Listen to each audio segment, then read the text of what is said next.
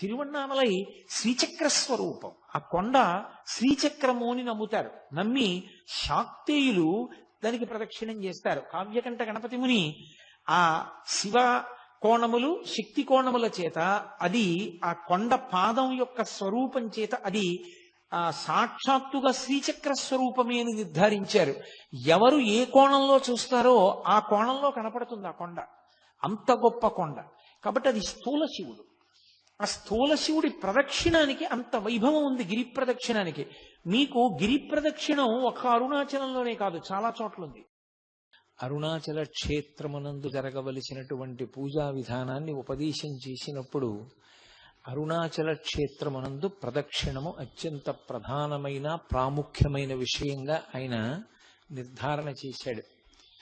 ప్రదక్షిణము అన్న మాటని కొంచెం జాగ్రత్తగా పట్టుకునే ప్రయత్నం చెయ్యాలి. ఎందుకంటే మీరు చూడండి, ఎప్పుడైనా ప్రదక్షిణము అన్నదాన్ని వేరుగా వాడరు. ప్రదక్షిణ నమస్కారాలు అంటారు. ప్రదక్షిణం ఎప్పుడు పూర్తవుతుంది? నమస్కారంతో పూర్తవుతుంది. ప్రదక్షిణము నమస్కారము అవిభాజ్యము, రెండు వేరు చేయడం కుదరదు. క్రియారూపంగా చూసినప్పుడు ప్రదక్షిణం నమస్కారం కన్నా వేరైనప్పటికీ నమస్కారం చెయ్యడానికి యోగ్యమైనటువంటి వస్తువు పట్ల గౌరవ భావమును ప్రకటనం చేయడంలో ప్రదక్షిణం కూడా నమస్కారమునందు అంతర్భాగమైపోతుంది. అసలు ప్రదక్షిణము అన్న మాట ఎందులోంచి ఉద్భవించింది, ఏ భావనలోంచి పుట్టింది అంటే దక్షిణ అంటే కుడి భాగం. మనం కుడివైపు ఏది ఉంచామో అది పరమ పూజనీయమైన వస్తువు, అత్యంత గౌరవమైన వస్తువు అని పేరు, గుర్తు. నేను ఏకకాలమునందు రెండు వస్తువులను పట్టుకోవలసి వచ్చింది అనుకోండి, పరమ ప్రధానమైన వస్తువు, గౌరవింపబడవలసినటువంటి వస్తువుని కుడి చేతి వైపు ఉంచుకోవాలి. అంత గౌరవించవలసినది కాదు అని అనిపించింది అనుకోండి, ఎడం చేతి పక్కన పెట్టుకుంటారు. ఒక ఈశ్వరమూర్తిని నా చేతిలో ఎవరో పెట్టారనుకోండి, దాన్ని ఎడం చేతి వైపు పెట్టకూడదు, దాన్ని కుడి చేతి వైపు ఉంచాలి. అంటే అది పూజనీయమైనది. అందుకే పూజ చేసేటప్పుడు భగవన్మూర్తులు ఎప్పుడు ఎదురుగుండా ఉండవు. అసలు పూజ యందు కానీ దర్శనమునందు కానీ దేవాలయంలో దర్శనం చేసినప్పుడు కానీ అభిముఖ పూజ ఉండదు. భగవంతుడికి ఎదురుగుండా కూర్చోకూడదు. ఎందుకు కూర్చోకూడదు అంటే ఒక్కటే కారణం, ఈశ్వరుడు పరమతేజోమూర్తి. ఆయన యొక్క స్వరూపమే తేజస్సు, కాంతి. దానికి ఒక లక్షణం ఉంటుంది, అది ఎదుటివారి కాంతిని లాక్కుంటుంది. ఆ లక్షణం ఉన్న కారణం చేత ఈశ్వరుడికి అభిముఖంగా కూర్చుని పూజ చేస్తే తేజస్సు క్షీణిస్తుంది. అందుకని అభిముఖ పూజ లేదు. అద్వైత భావన చేత అంతా ఒక్కటైనా కర్మ చేసేటప్పుడు, క్రియ చేసేటప్పుడు భేదం ఉంటుంది. అందుకని ఈశ్వరుణ్ణి కుడి చేతి వైపు ఉంచుకుని తాను కూర్చోవాలి. ఈశ్వరుడు కుడివైపునుంటే తానెటు కూర్చోవాలి? తను ఎప్పుడూ ఆరాధనా సమయమునందు తూర్పు దిక్కుని చూడాలి. తూర్పుని చూస్తూ తాను కూర్చుంటే భగవన్మూర్తులు ఉత్తర దిక్కుగా చూస్తాయి. అప్పుడు పువ్వు పడేటప్పుడు కుడి చేతిని కదిపితే పడుతుంది. ఇలా కుడి చేతి వైపు పళ్ళెంలోంచి పువ్వులు ఇలా అంటున్నారనుకోండి, ఆ పువ్వులు ఈశ్వర మంటపం వైపుకు పడుతుంటాయి, ఈశ్వర పాదముల మీద పడతాయి. ఆయన కుడివైపు ఉంటాడు, మనం తూర్పుని చూస్తూ ఉంటాం. పూజా పరికరములు కుడి చేతి వైపు ఉంటాయి. అసలు ఎడం చేత్తో అందుకోవలసిన అవసరం, ఎడం చేత్తో ముట్టుకోవలసిన అవసరం ఇక ఉండదు. పూజలో ఒక్క కుడి చేత్తోనే చేస్తారు. ఎప్పుడైనా ఏదైనా బరువైనదైతే కుడి చేతితో పట్టుకుని ఎడం చేతి యొక్క బలాన్ని కలుపుతారు తప్ప కుడి చేతితో మాత్రమే ఉపయోగించడానికి కారణం, అవతల ఎవరిని మీరు ఆరాధన చేస్తున్నారో ఆయన పరమ గౌరవనీయుడు. మన జీవితానికి అంతటికీ కూడా ఆయనే ధ్యేయమైన వాడు అని చెప్పడం కోసమని కుడివైపు ఉంచుతారు. మీరు అలా ప్రయత్నం చెయ్యవలసిన అవసరం లేకుండా, అంటే పూజా మందిరం ఏదో మీ కుడి చేతి వైపుకుంది అన్న భావన చెయ్యవలసిన అవసరం లేకుండా మీరు తూర్పుకి తిరిగి కూర్చున్నారనుకోండి, తూర్పుకి తిరిగి కూర్చున్నాడు అంటే సద్భావనతో ఈశ్వరుణ్ణి మనసులో స్మరిస్తూ ఉన్నాడు అని గుర్తు. తూర్పుకి తిరిగి కూర్చుని ఉన్నాడు అనుకోండి, అప్పుడు దక్షిణం. మీరు చూడండి, తూర్పుకి తిరిగితే కుడి చేతి వైపు ఏ దిక్కు అన్నాను అనుకోండి దక్షిణం, ఎడం చేతి వైపు ఉత్తరం, వెనక వైపు పశ్చిమం కదా. దక్షిణం అన్న మాట ఎక్కడి నుంచి వచ్చిందంటే, అలా కూర్చున్నటువంటి వాడి యొక్క కుడి చేతి వైపు హృదయం అంటారు. మనం సాధారణంగా గుండెకి పర్యాయపదంగా హృదయస్థానం ఏది అంటే ఎడం చేతి వైపు చూపిస్తాం. కానీ ఆధ్యాత్మ విద్యయందు హృదయము అన్నది పరమేశ్వరుని యొక్క స్థానము. ఆ హృదయము ఎటువైపు ఉంటుంది అంటే కుడివైపుకు అని నిర్ధారించారు. అందుకే భగవాన్ రమణులు తాబేటి బండ దగ్గర ఆయన ఒకసారి కూర్చుని ఉండగా ఆయనకి ఊపిరి ఆగిపోయింది. ఊపిరి ఆగిపోయి రక్త ప్రసారం అంతా ఆగిపోయింది. శరీరం అంతా నల్లగా అయిపోయి కొయ్యబారిపోయింది. పక్కన కూర్చున్న ఆయన గోలగోల పెట్టేశాడు, రమణ మహర్షి శరీరం వదిలిపెట్టేశాడు. రమణులు మాత్రం సాక్షిగా చూస్తున్నారు ఏమవుతోంది శరీరం అని. ఓ ఇది మృత్యువు వాత పడింది అని తెలుసుకున్నారు. తెలుసుకున్న తరువాత అహంస్ఫురణం మాత్రం ఇక్కడి నుంచి వస్తోంది. అహంస్ఫురణ అంటే ఈశ్వర స్థానంలోంచి ఉన్నాను అని చూస్తున్న భావన ఇక్కడి నుంచి వస్తోంది. ఒక్కసారి ఇటువైపు నుంచి ఒక కాంతి తీవ్రమైన వేగంతో ఎడం పక్కకి వెళ్ళింది. వెంటనే మళ్ళీ గుండె కదిలి రక్త ప్రసారం అయి ఆయన లేచారు. ఇప్పటికీ ప్రదక్షిణ మార్గంలో ఆ తాబేటి బండని చూస్తుంటారు. రమణ మహర్షికి ఎక్కడ ఈ అనుభవం కలిగిందో ఆ ప్రదేశానికి ఆ పెద్ద బండకి తాబేటి బండ అని పేరు. కాబట్టి కుడి చేతి వైపు హృదయస్థానం ఉంటుంది. ఆ హృదయస్థానము ఈశ్వర స్థానము. తూర్పుకి తిరిగి చూస్తున్నప్పుడు కుడి చేతి వైపుకి పరమేశ్వరుడు హృదయస్థానమునందున్నాడు. ప్రత్యేకంగా ఒక పూజా మందిరాన్నో ఒక మూర్తినో మీరు పెట్టవలసిన అవసరం లేదు. అలా పెట్టవలసిన అవసరం లేకుండానే పరమ పూజనీయుడైనటువంటి పరమాత్మ ఇక్కడే ఉంటాడు, కుడి చేతి వైపుకు ఉంటాడు. అందుకని దక్షిణం కుడివైపు అయింది. వామభాగం ఎడమ చేతి వైపుకు వచ్చింది. ఇప్పుడు ప్రదక్షిణం అంటే ఏది పరమ పూజనీయమైన ప్రదేశమో, ఏది అత్యంత గౌరవనీయమైనదో దానిని మీ కుడి చేతి వైపుకి ఉంచుకుని మీరు కదిలితే ప్రదక్షిణం అంటారు. ఎందుచేత కదిలేటప్పుడు మీరు తిరుగుతున్నప్పుడు అది మీ ఎడం చేతి పక్కకి ఎప్పుడూ రాకూడదు, అది మీ కుడి చేతి వైపునే ఉండాలి. ప్రదక్షిణం అన్న మాటకు అర్థం ఏంటంటే మీరు దాని ఎందున్నటువంటి అపార గౌరవము చేత మీరు మీ కదలికల యందు ఆ వస్తువు మీ కుడి చేతి వైపున మాత్రమే ఉండేటట్లుగా చూసుకుంటే మీరు ప్రదక్షిణం చేశారు అని పిలుస్తారు. ప్రదక్షిణానికి సంబంధించిన భావన తెలియకుండా, దాని గురించి అసలు ఏమీ తెలియకుండా ప్రదక్షిణం చేశారనుకోండి, అది తప్పని నేను అంటలేదు. కానీ అసలు భావన లేదనుకోండి, మనసులో ఏమీ లేదు, ఉత్తిని తిరుగుతున్నాడు. ఉత్తిని తిరిగితే ఏమవుతుంది, ఎక్కడ ఏం చెయ్యకూడదో అది చేస్తాడు, మాట్లాడతాడు మధ్యలో. ఎందుకు మాట్లాడతాడు? దాని గౌరవం తెలియదు, దాని పవిత్రత తెలియదు. తెలియనప్పుడు మాట్లాడతాడు. కాబట్టి అంత పూజనీయమైన వస్తువుని కుడి చేతి వైపు ఉంచుకుని తిరుగుతున్నప్పుడు మాట్లాడకూడదు మధ్యలో. ప్రదక్షిణం చేస్తూ మాట్లాడాడు అనుకోండి, అప్పుడు అది ప్రదక్షిణం అవ్వదు. అది అందరూ దేన్ని గౌరవిస్తున్నారో అదంత గౌరవనీయమైనదేమి కాదు అని చెప్పినట్లు అవుతుంది. అందుచేత మాట్లాడకుండా తిరుగుతారు. మీరు ఒక దేవాలయానికి ప్రదక్షిణం చేశారు అంటే గుర్తు ఏమిటి? ఇక్కడ మొదలుపెట్టి ఇలా తిరిగి వచ్చాను అనుకోండి, ప్రదక్షిణం. నేను ఇలా తిరిగి వచ్చినా నా ఈ స్తంభం నా కుడి చేతి వైపుకే ఉంటుంది తప్ప ఎడం చేతి వైపుకి రాదు. అలా రాకుండా నేను చుట్టూ తిరిగి వస్తే ప్రదక్షిణం చేశాను అంటారు. అంటే నేను దాని చుట్టూ తిరిగినా అది మాత్రం నా ఎడమ వైపుకి రాకూడదు, కుడి చేతి వైపునే అది ఉండేటట్టు చూసుకోవాలి. అలా చేస్తే ప్రదక్షిణం. బాగుందండి, ఎందుకు చెప్పినట్టు మాకు ఇదంతా అని ఒక ప్రశ్న వెయ్యొచ్చు మీరు. ప్రదక్షిణం అన్నది ఎప్పుడు కుదురుతుంది? దానికి అంతటా వ్యాపించే లక్షణం లేకపోతేనే మీరు ప్రదక్షిణం చెయ్యగలరు. ఇప్పుడు ఇది ఉంది, ఈ స్తంభం ఇంతే ఉంది, ఇంతే ఉంది కాబట్టి నేను దీని చుట్టూ తిరుగుతాను.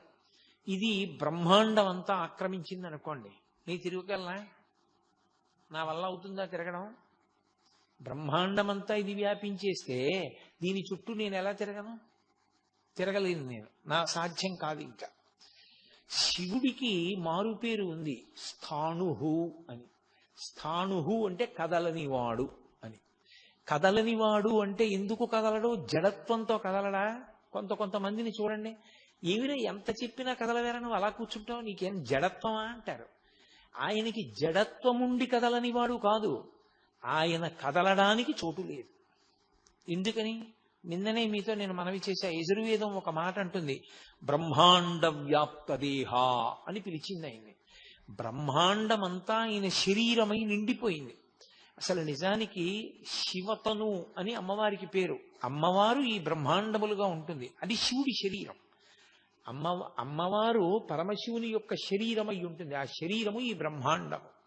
ఈ బ్రహ్మాండమంతా శివుడైపోతే మీరు ఎలా ప్రదక్షిణం చేస్తారు నాకు చెప్పండి. అసలు ప్రదక్షిణం అన్న మాటకు అర్థమైనా ఉందా? ఇంకా ఎలా తిరుగుతారు? బ్రహ్మాండానికి చుట్టూ తిరగాలి అంటే బ్రహ్మాండానికి ఆవలి మీరు నిలబడాలి. బ్రహ్మాండానికి ఆవల నిలబడి ఏ ఆధారం మీద మీరు దాని చుట్టూ తిరుగుతారు? అప్పుడు ఇక అసలు గౌరవ ప్రకటన అన్న మాట కానీ ప్రదక్షిణం అన్న మాట కానీ ఎలా సంభవం అవుతుంది? సంభవం కాదు. అంతటా నిండనివాడు పరమేశ్వరుడు కాడు.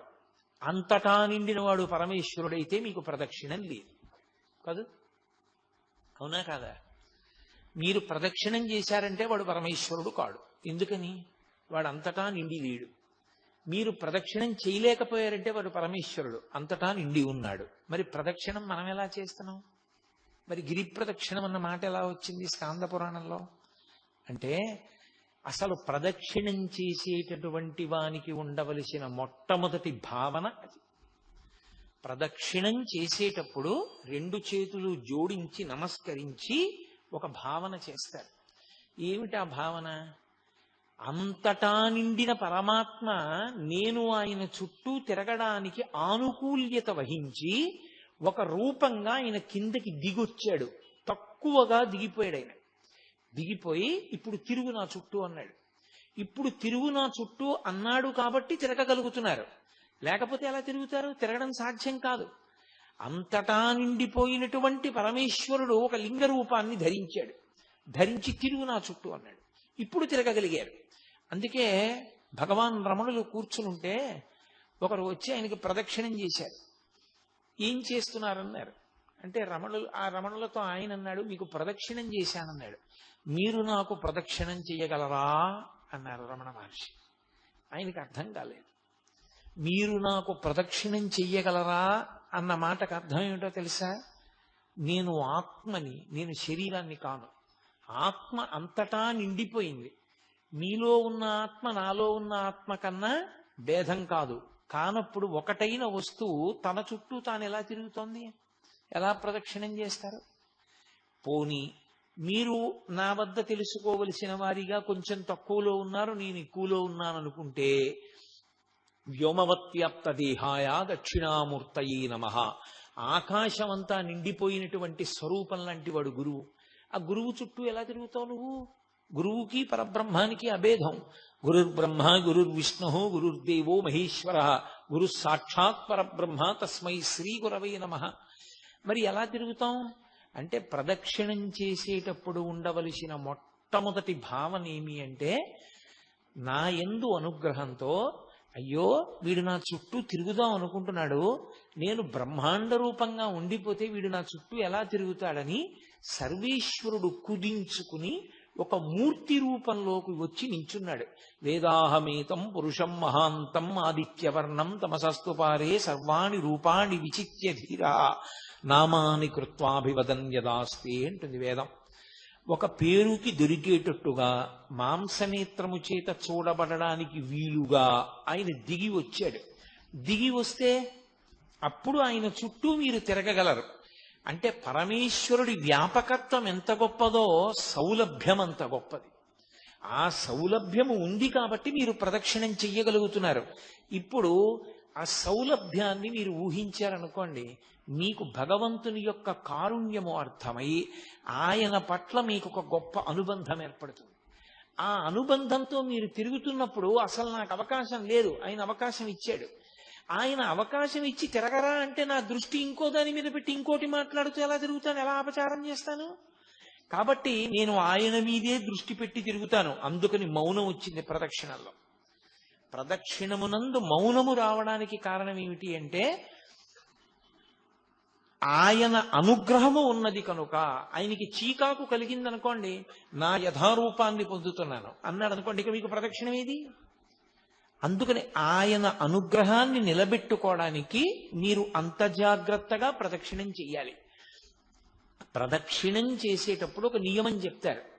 ప్రదక్షిణం చేసేవాళ్ళు ఎలా ప్రదక్షిణం చెయ్యాలి అంటే, నూనె బిందె ఒకటి ఒలికిపోయి నేల మీద నూనె పడిపోతే నిండు గర్భిణి ఇంకొక గంటలోనో 2 గంటల్లోనో ప్రసవం అయిపోతుందన్న స్థితిని పొంది ఉన్నటువంటి గర్భిణి స్త్రీ చేతిలో ఒక గిన్నె పట్టుకుని, గిన్నె నిండా తైలంతో ఉన్న పాత్ర పట్టుకుని, అంటే దాని నిండా నూనె పోసుకొని చుక్క కింద పడకుండా నడుస్తోంది అనుకోండి.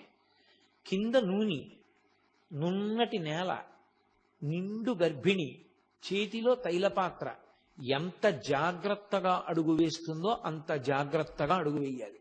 ఎందుకని? లేకపోతే లోపల ఉన్న వాడికి పదఘట్టన ప్రకంపనలు తెలుస్తాయి. అది అపచారమైన పట్ల. ఇప్పుడు ఇందాక నేను గభాలన వేదిక మీదకి వచ్చాను, ఇదేమైంది? కింద పడింది. ఎందుకని?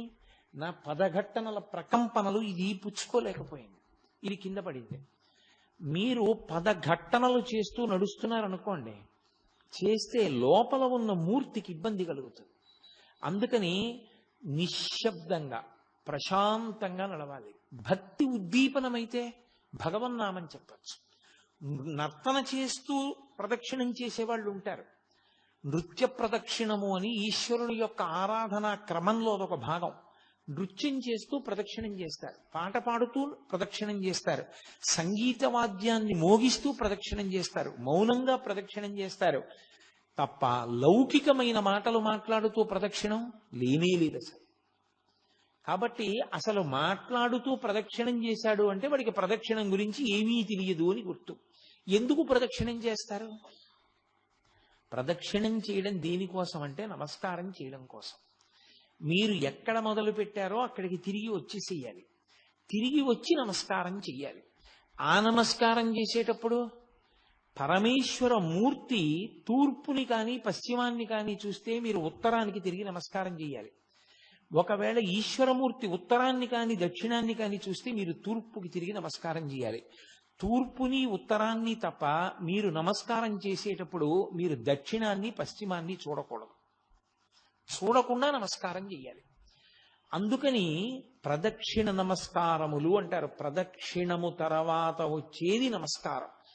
ఇది తత్వాన్ని మీరు బాగా పట్టుకోకపోతే ఎప్పుడు ఎక్కడికి వెళ్ళి ఏ ప్రదక్షిణం చెయ్యండి, ప్రదక్షిణం అన్న మాట చేత అపరాధం చేస్తాడు తప్ప వాడు శాస్త్రవిహితమైనటువంటి ప్రదక్షిణ చెయ్యలేడు. ఇందుచేత ప్రదక్షిణము కదలిక, నమస్కారము కదలికలు ఆగిపోతాయి. మీరు గమనించండి, ప్రదక్షిణంలో ఏం చేస్తాను? నేను కదులుతాను. పొద్దున్నే నేను అయ్యప్ప స్వామి దేవాలయంలో ప్రదక్షిణం చేశాను, గోపూజకి వెళ్ళి. ప్రదక్షిణం చేస్తున్నంతసేపు కదులుతాను, మెల్లగా నడుస్తూ ఉపాలయాలన్నీ దర్శనం చేసి ప్రధానమూర్తి దర్శనానికి వెడతాం. వెళ్ళి ప్రధానమూర్తి దర్శనం చేసినప్పుడు ఏం చేస్తాను? ఆగిపోతాను. ఇక అక్కడ కదలికలు ఉండకూడదు. ఆగిపోయి నమస్కారం చేసి సాష్టాంగము అంటే భూమి మీద పడిపోతాడు. పురసా శిరసా దృష్ట్యా మనసా వచసా తథా పద్భ్యాం కరాభ్యాం కర్ణాభ్యాం ప్రణామోష్టాంగముచ్యతే అని 8 అవయవములు తగిలేటట్టుగా నేల మీద పడి నమస్కరించాలి పురుషుడైతే. స్త్రీ అయితే పంచాంగ నమస్కారం, వాళ్ళు నేల మీద పడి నమస్కారం చేయకూడదు. కాబట్టి ఇప్పుడు నమస్కారం చేస్తే కదలికలన్నీ ఆగిపోవాలి కాసేపు. దాని రహస్యం ఏమిటో తెలుసా? ఎందుకు ప్రదక్షిణ నమస్కారాలు వచ్చాయో తెలుసా? ప్రదక్షిణం చేసేటప్పుడు ఎంత మౌనంగా ఎంత జాగ్రత్తగా నడిచావో ధర్మాన్ని అంత జాగ్రత్తగా పట్టుకుని కదులుతూ ఉండాలి. ధర్మము ప్రతి క్షణం కదిలిపోతుంది. ఒక క్షణంలో ఉన్న ధర్మం ఇంకో క్షణంలో ఉండదు, ఒక చోట ఉన్న ధర్మం ఇంకొక చోట ఉండదు. ఇక్కడ నాది ఒక ధర్మం, మీది ఒక ధర్మం. మీరు శ్రోత, మీరు కదలకుండా వింటారు, నేను కొంత కదులుతూ ఉంటాను. నేను ఉన్నతాసనం మీద కూర్చుంటాను చెప్పేవాడిని కాబట్టి, వినేవాళ్ళు చెప్పేవాడి మీద గౌరవంతో అంతకన్నా క్రిందకి కూర్చుంటారు. ఇదే నేను నా కార్యాలయానికి వెళ్ళాననుకోండి, నా పై అధికారికి నమస్కారం చెయ్యాలి, అప్పుడు అది నా ధర్మం. అంతేకాని ఇక్కడ నేను నమస్కారాలు పుచ్చుకున్నాను కదా అని అక్కడ నేను నమస్కారం చేయనకూడదు. అక్కడ నాకది ధర్మం. ధర్మం అనుక్షణం మారిపోతుంది. ధర్మం ఒకలా ఉండదు. మారిపోతున్న ధర్మాన్ని ఒడిసి పట్టుకోవాలి. ఎక్కడ ఎలా ఉండాలో అలాగే ఉండాలి. ఎక్కడ ఎలా ఉండాలో అలా ఉండడంలో వైక్లభ్యం వచ్చిందనుకోండి, మీరు చిన్నవాళ్ల పట్ల తప్పు చేస్తే ఈశ్వరుడికి క్షమార్పణ చెప్పాలి. పెద్దవాళ్ల పట్ల తప్పు చేస్తే పెద్దవాళ్ళకి క్షమార్పణ చెప్పాలి. నా మాట మీరు బాగా పట్టుకున్నారో లేదో, నేను క్షమార్పణ రెండుగా విభాగం చేసి మాట్లాడాను. చిన్నవాళ్ల పట్ల దోషం చేస్తే నేను ఈశ్వరుడికి క్షమార్పణ చెప్పాలి. నా కూతురుతో నేను మాట్లాడేటప్పుడు నేను పొరపాటుగా మాట్లాడాను అనుకోండి, నేను అలా మాట్లాడకూడదు. కానీ నేను కొంచెం వ్యగ్రతతో మాట్లాడాను నా కూతురుతో, కోపంగా. అది కన్నుల నీరు పెట్టుకుంది. నాన్నగారు కోపంగా మాట్లాడారమ్మా నన్ను అని. ఇప్పుడు అమ్మ ఏమనుకోకురా, ఏదో అన్యథా ఆలోచనలో ఉన్నాను, ఆ వ్యగ్రతలో నిన్ను తొందరపడి గబుక్కుని అన్నానమ్మా, అలాగా నన్ను మన్నించు అనకూడదు. చిన్నపిల్లల దగ్గర అపరాధం చేసినటువంటి వాడు చిన్నపిల్లలకి క్షమార్పణ చెప్పకూడదు.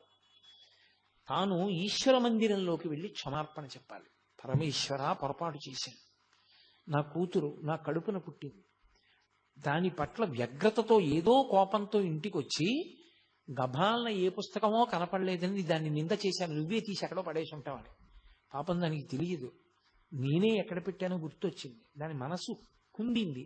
నాన్నగారు నన్ను అనవసరంగా అన్నారండి, నేను తప్పు చేశాను, దాని మనసు బాధ పెట్టాను, నన్ను క్షమించు అని ఈశ్వరుడికి క్షమార్పణ చెప్పాలి.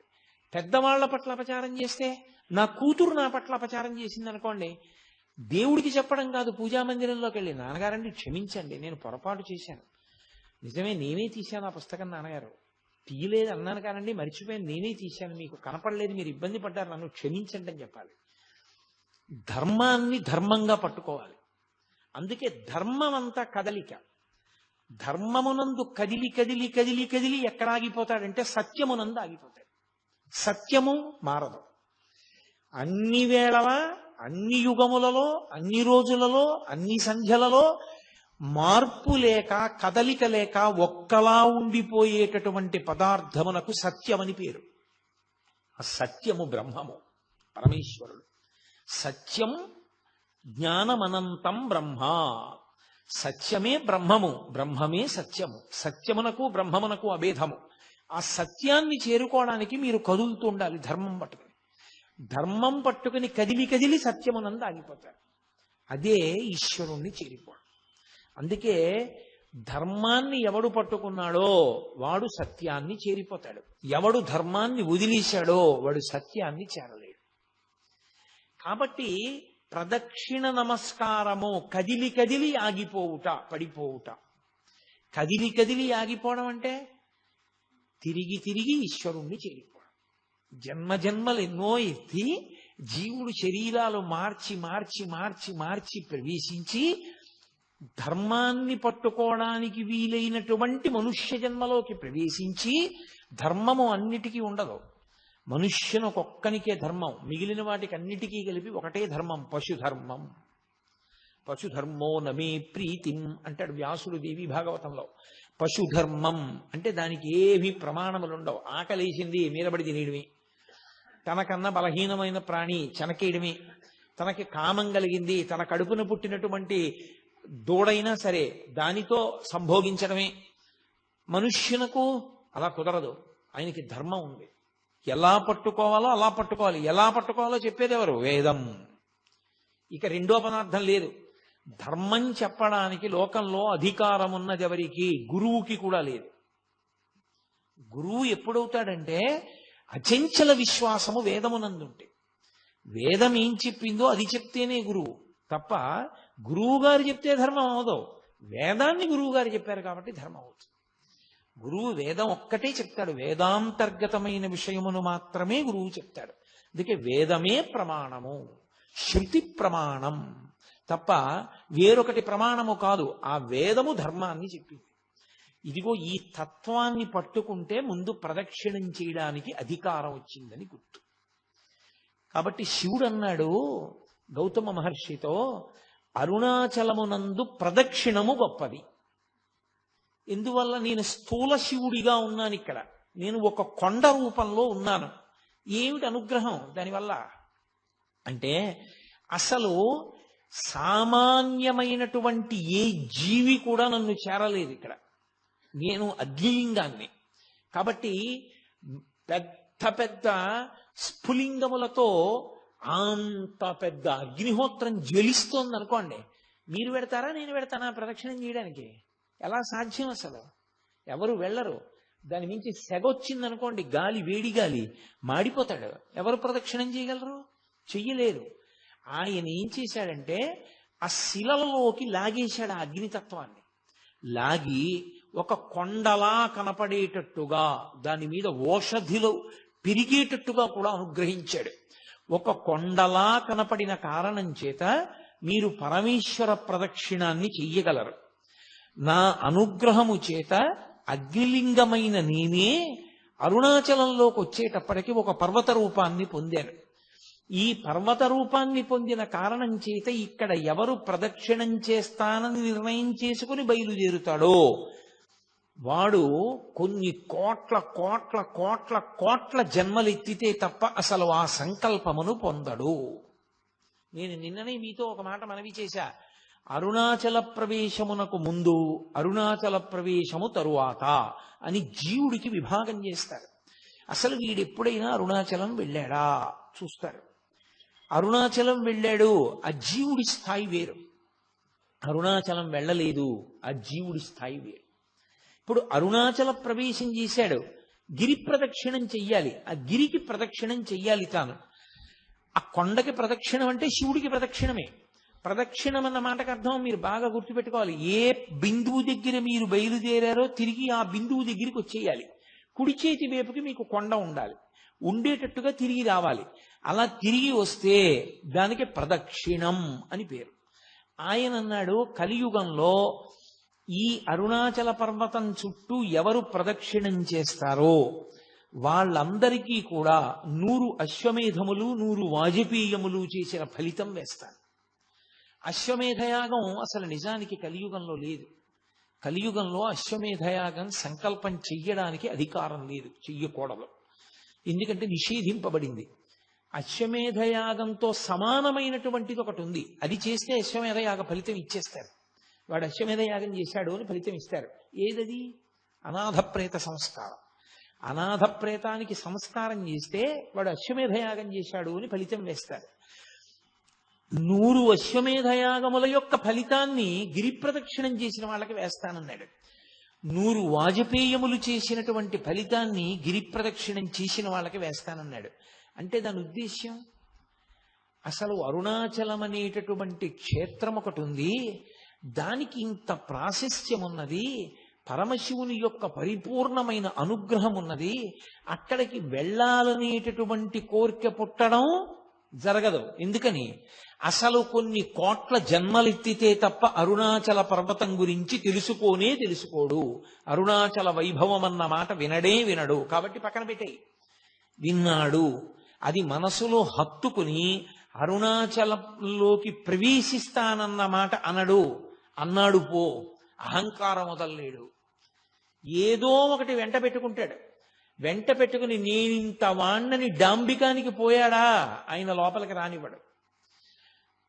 అహంకార పరిత్యాగం చేశాడా లోపలికి రానిస్తాడు. అందుకే అరుణాచలంలోకి వెళ్ళాడు అంటే వాడికి ఏదో అధికారం ఉంది, పరమేశ్వరానుగ్రహాన్ని పొంది ఉన్నాడని గుర్తు. అందుకే లోపలికి రానివ్వరు. అటువంటి క్షేత్రాల్లో పరమ ప్రఖ్యాతమైన క్షేత్రములు అరుణాచలము, కాశీపట్టణము, ఇవన్నీ. ఎందుకని? అగస్త్య మహర్షి స్కాంద పురాణంలోనే కుమార సంహితలో చెప్తారు, ఎన్నో క్షేత్రాలకు వెళ్ళి నమస్కారం చేసినటువంటి పుణ్యము పరీపాకమైతే కాశీపట్టణంలోకి రావడానికి అర్హత వస్తుంది. అసలు అన్ని క్షేత్రాలకి జీవుడు ఎప్పటి నుంచో వెడుతుంటే ఆ ఫలితం ఉంటే తప్ప కాశీలోకి వెళ్ళలేడు. కుదరదు, అవతలబమ్మన్నారు. ఇక అరుణాచలం తత్తుల్యం, అంత గొప్పది. అరుణాచల ప్రవేశము అంత తేలికైన విషయం కాదు. కాబట్టి ప్రదక్షిణం అన్న మాటకు అర్థం ప్రదక్షిణం. స్కాంద పురాణాన్ని ఆధారం చేసుకుని భగవాన్ రమణులు అందరికీ చెప్తూ ఉండేవారు, ఎవరు అరుణాచలం వెళ్ళినా రమణుల దర్శనానికి వెళ్ళేవారు.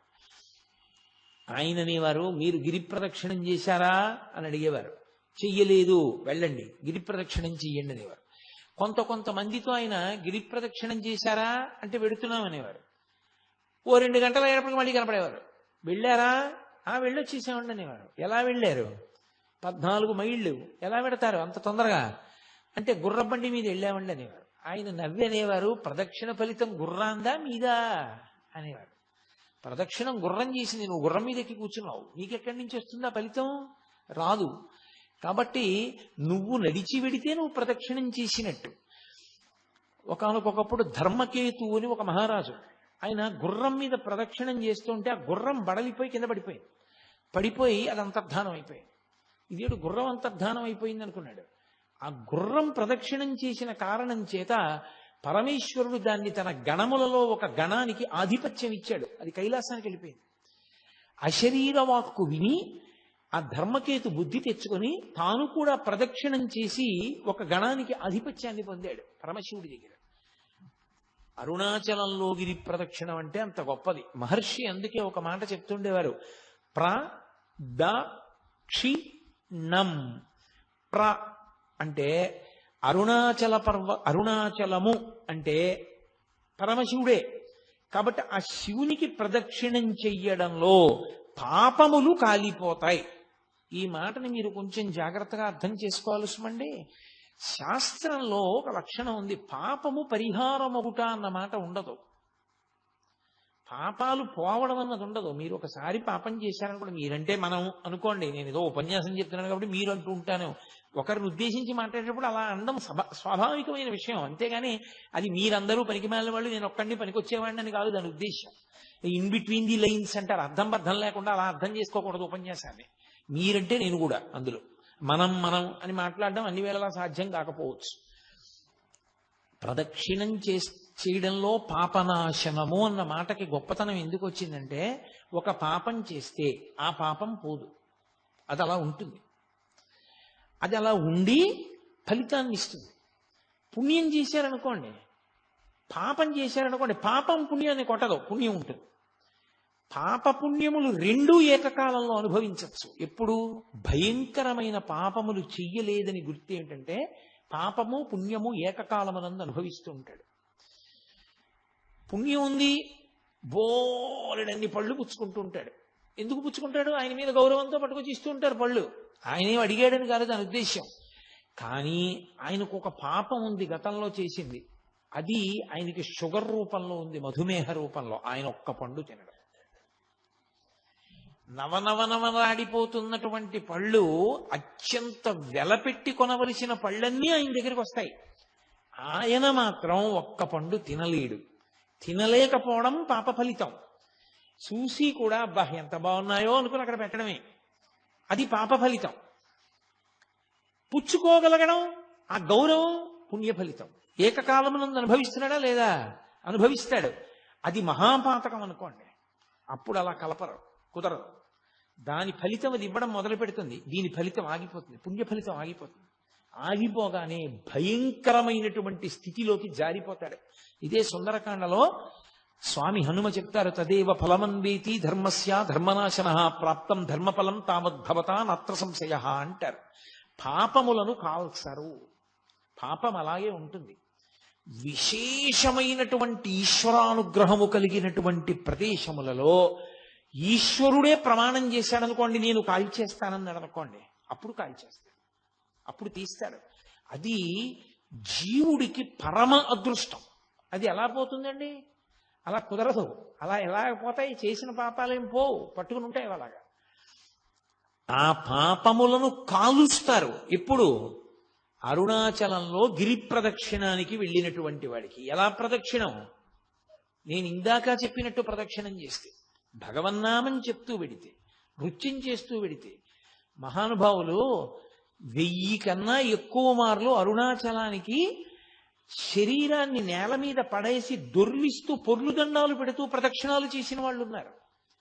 అంత గౌరవంతో ఆ పర్వతానికి పరమశివ స్వరూపంగా ప్రదక్షిణం చేశారు. కాబట్టి అలా ప్రదక్షిణం చెయ్యడానికి నువ్వు ఉపక్రమించి ప్రదక్షిణం చేస్తే పాపములు కాలిపోతాయి.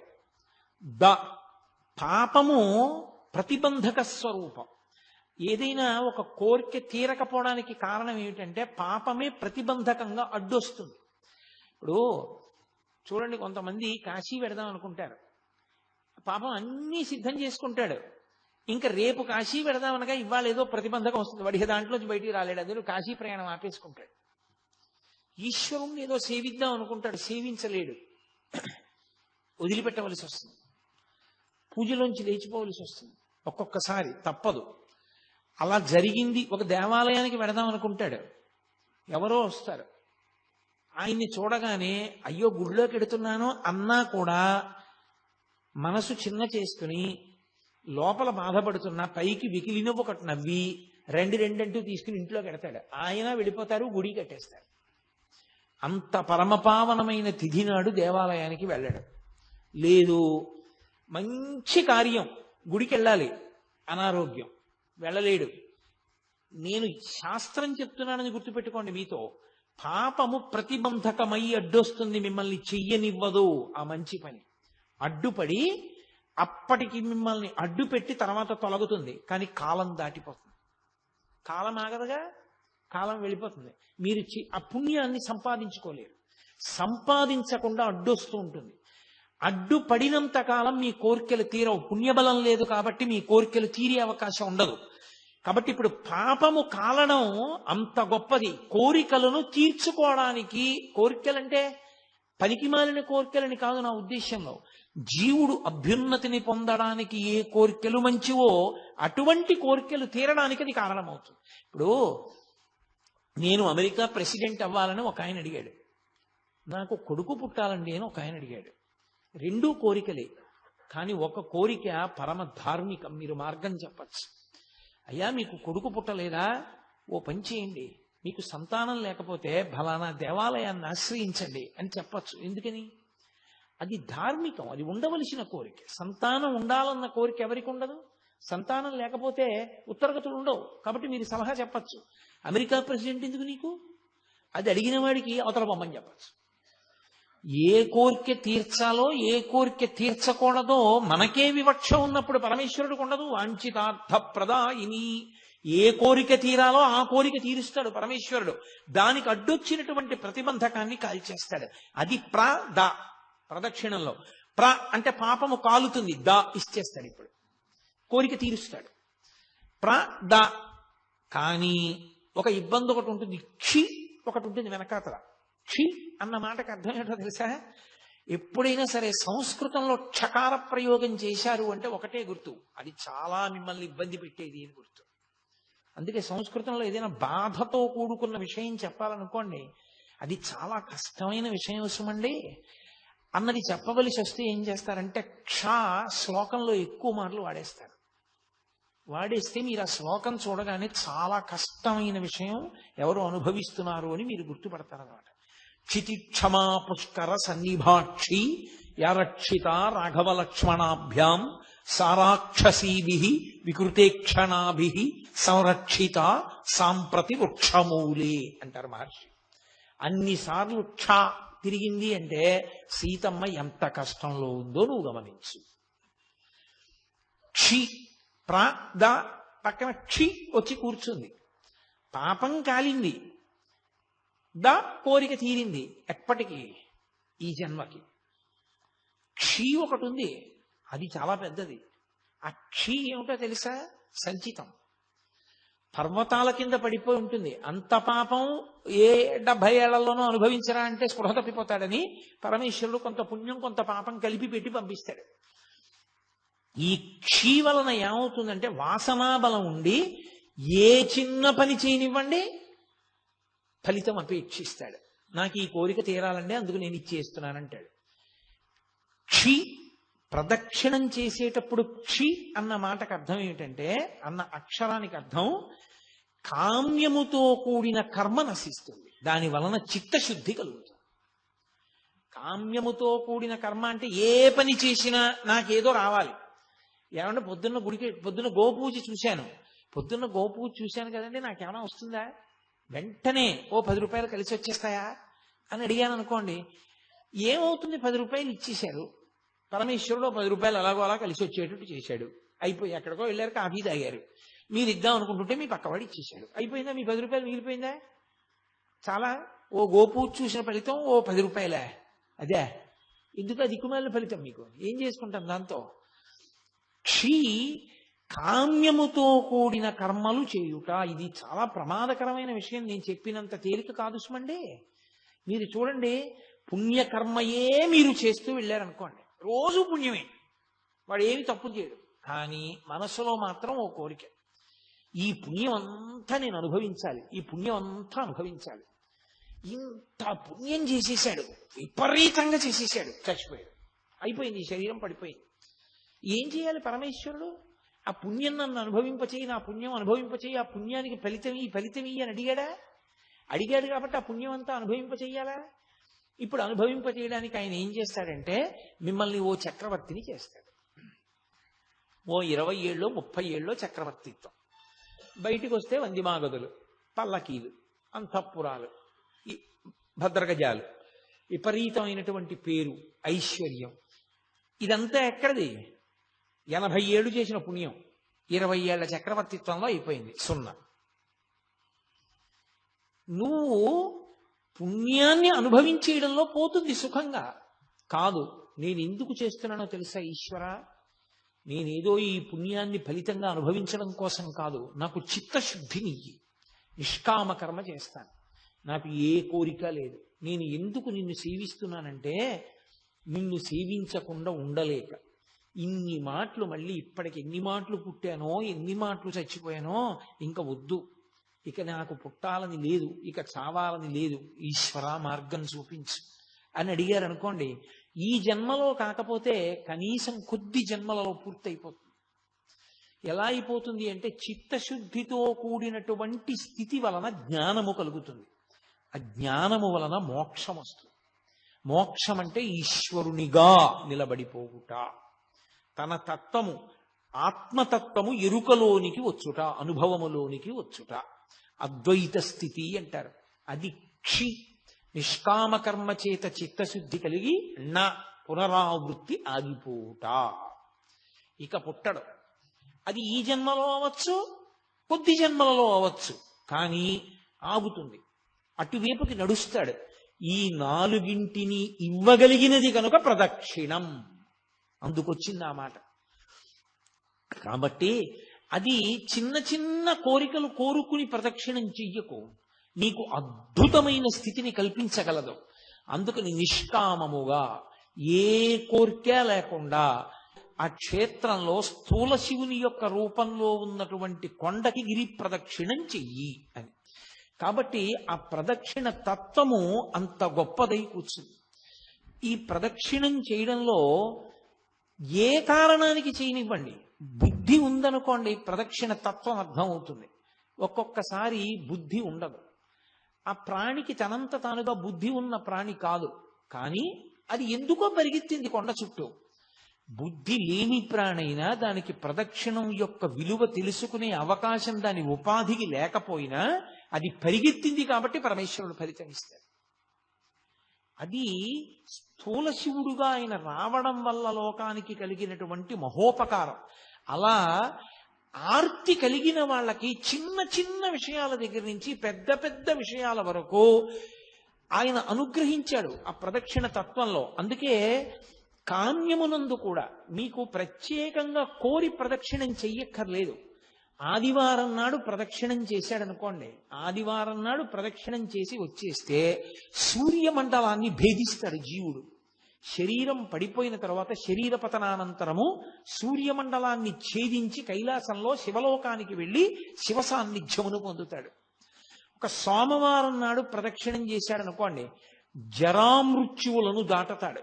జరామృత్యువు అంటే వృద్ధాప్యము, మృత్యువు. ఇదొక చిత్రమైనటువంటి విషయం. చాలా మంది త్రిదళం త్రిగుణాకారం త్రినేత్రంచ త్రియాయుధం అంటుంటారు, కానీ అలా లేదు. అసలు యథార్థ పాఠం త్రియాయుషం అనుంది. త్రియాయుషం ఏకబిల్వం శివార్పణం. త్రియాయుషం అంటే 3 రకములైన ఆయుర్దాయాల్ని కోరుతారు. నేను వృద్ధాప్యాన్ని చూడాలని నేను కోరుకోవాలి. బాల్యము, కౌమారము, యవ్వనము దాటి నేను వార్ధక్యాన్ని చూడాలి అని అడగాలి. ఎందుకో తెలుసా? వార్ధక్యాన్ని చూడలేదు అంటే అపమృత్యువు. నా మనవల్ని ఎలా చూస్తాను? నా మనవల్ని చూసేశాను అనుకోండి, నేను నా 2వ తరాన్ని చూసేశాను. 2 తరాలు చూసేశాను అంటే లౌకికంగా నేను నా ఆయుర్దాయం చేత పరిపూర్ణంగా వంశంలో ప్రధానమైన మలుపులు చూసేశాను. ఇప్పుడు నేను వానప్రస్థానికి, ఈశ్వరుణ్ణి చేరుకోవడానికి, తపస్సు చేసుకోవడానికి వెళ్ళవచ్చు, అర్హత పొందుతాను. ముందే పడిపోయింది అనుకోండి శరీరం, అసలు ఇంకా కొడుకు లేడు, కొడుకుని చూడలేదు, తను చెయ్యవలసిన కర్తవ్యాలు పూర్తి చేయలేదు, అది అపమృత్యు దోషం అంటారు దాన్ని. అలా పడిపోకూడదు శరీరం.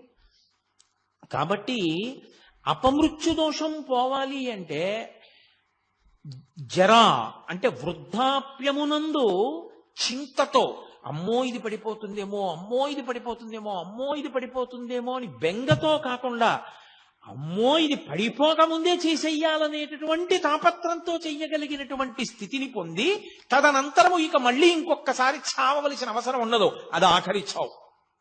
అంటే ఇంకోసారి పుట్టడని గుర్తు. పుడితే కదా చావడం. అది ఆఖరి వృద్ధాప్యం. ఆ ఆఖరి వృద్ధాప్యం భయంతో ఉండదు. ఆ ఆఖరి వృద్ధాప్యం త్వరతో ఉంటుంది. ఓ జుట్టు తెల్లబడిపోతోంది, 60 వచ్చేసాయి, చేసేయాలి గబగబా మంచి కార్యక్రమాలన్నీ. ఈపాటి ఓపిక ఉండగా సంధిబంధములు సడలిపోకముందే ఈశ్వరారాధన చేసేయాలి, ఈశ్వరుడిచ్చిన సమయాన్ని సాధ్యమైనంత వెచ్చించేయాలి అని త్వర కలిగి భగవదారాధన యందు మగ్నుడవుతాడు. మగ్నుడై ఆ భావనతో భావనతో భావనతో భావనతో ఉన్న కారణం చేత శరీరం పడిపోతున్నప్పుడు కూడా పటికి బెల్లం తిన్న నోరులా ఆ పారవస్యంతో పడిపోతాడు.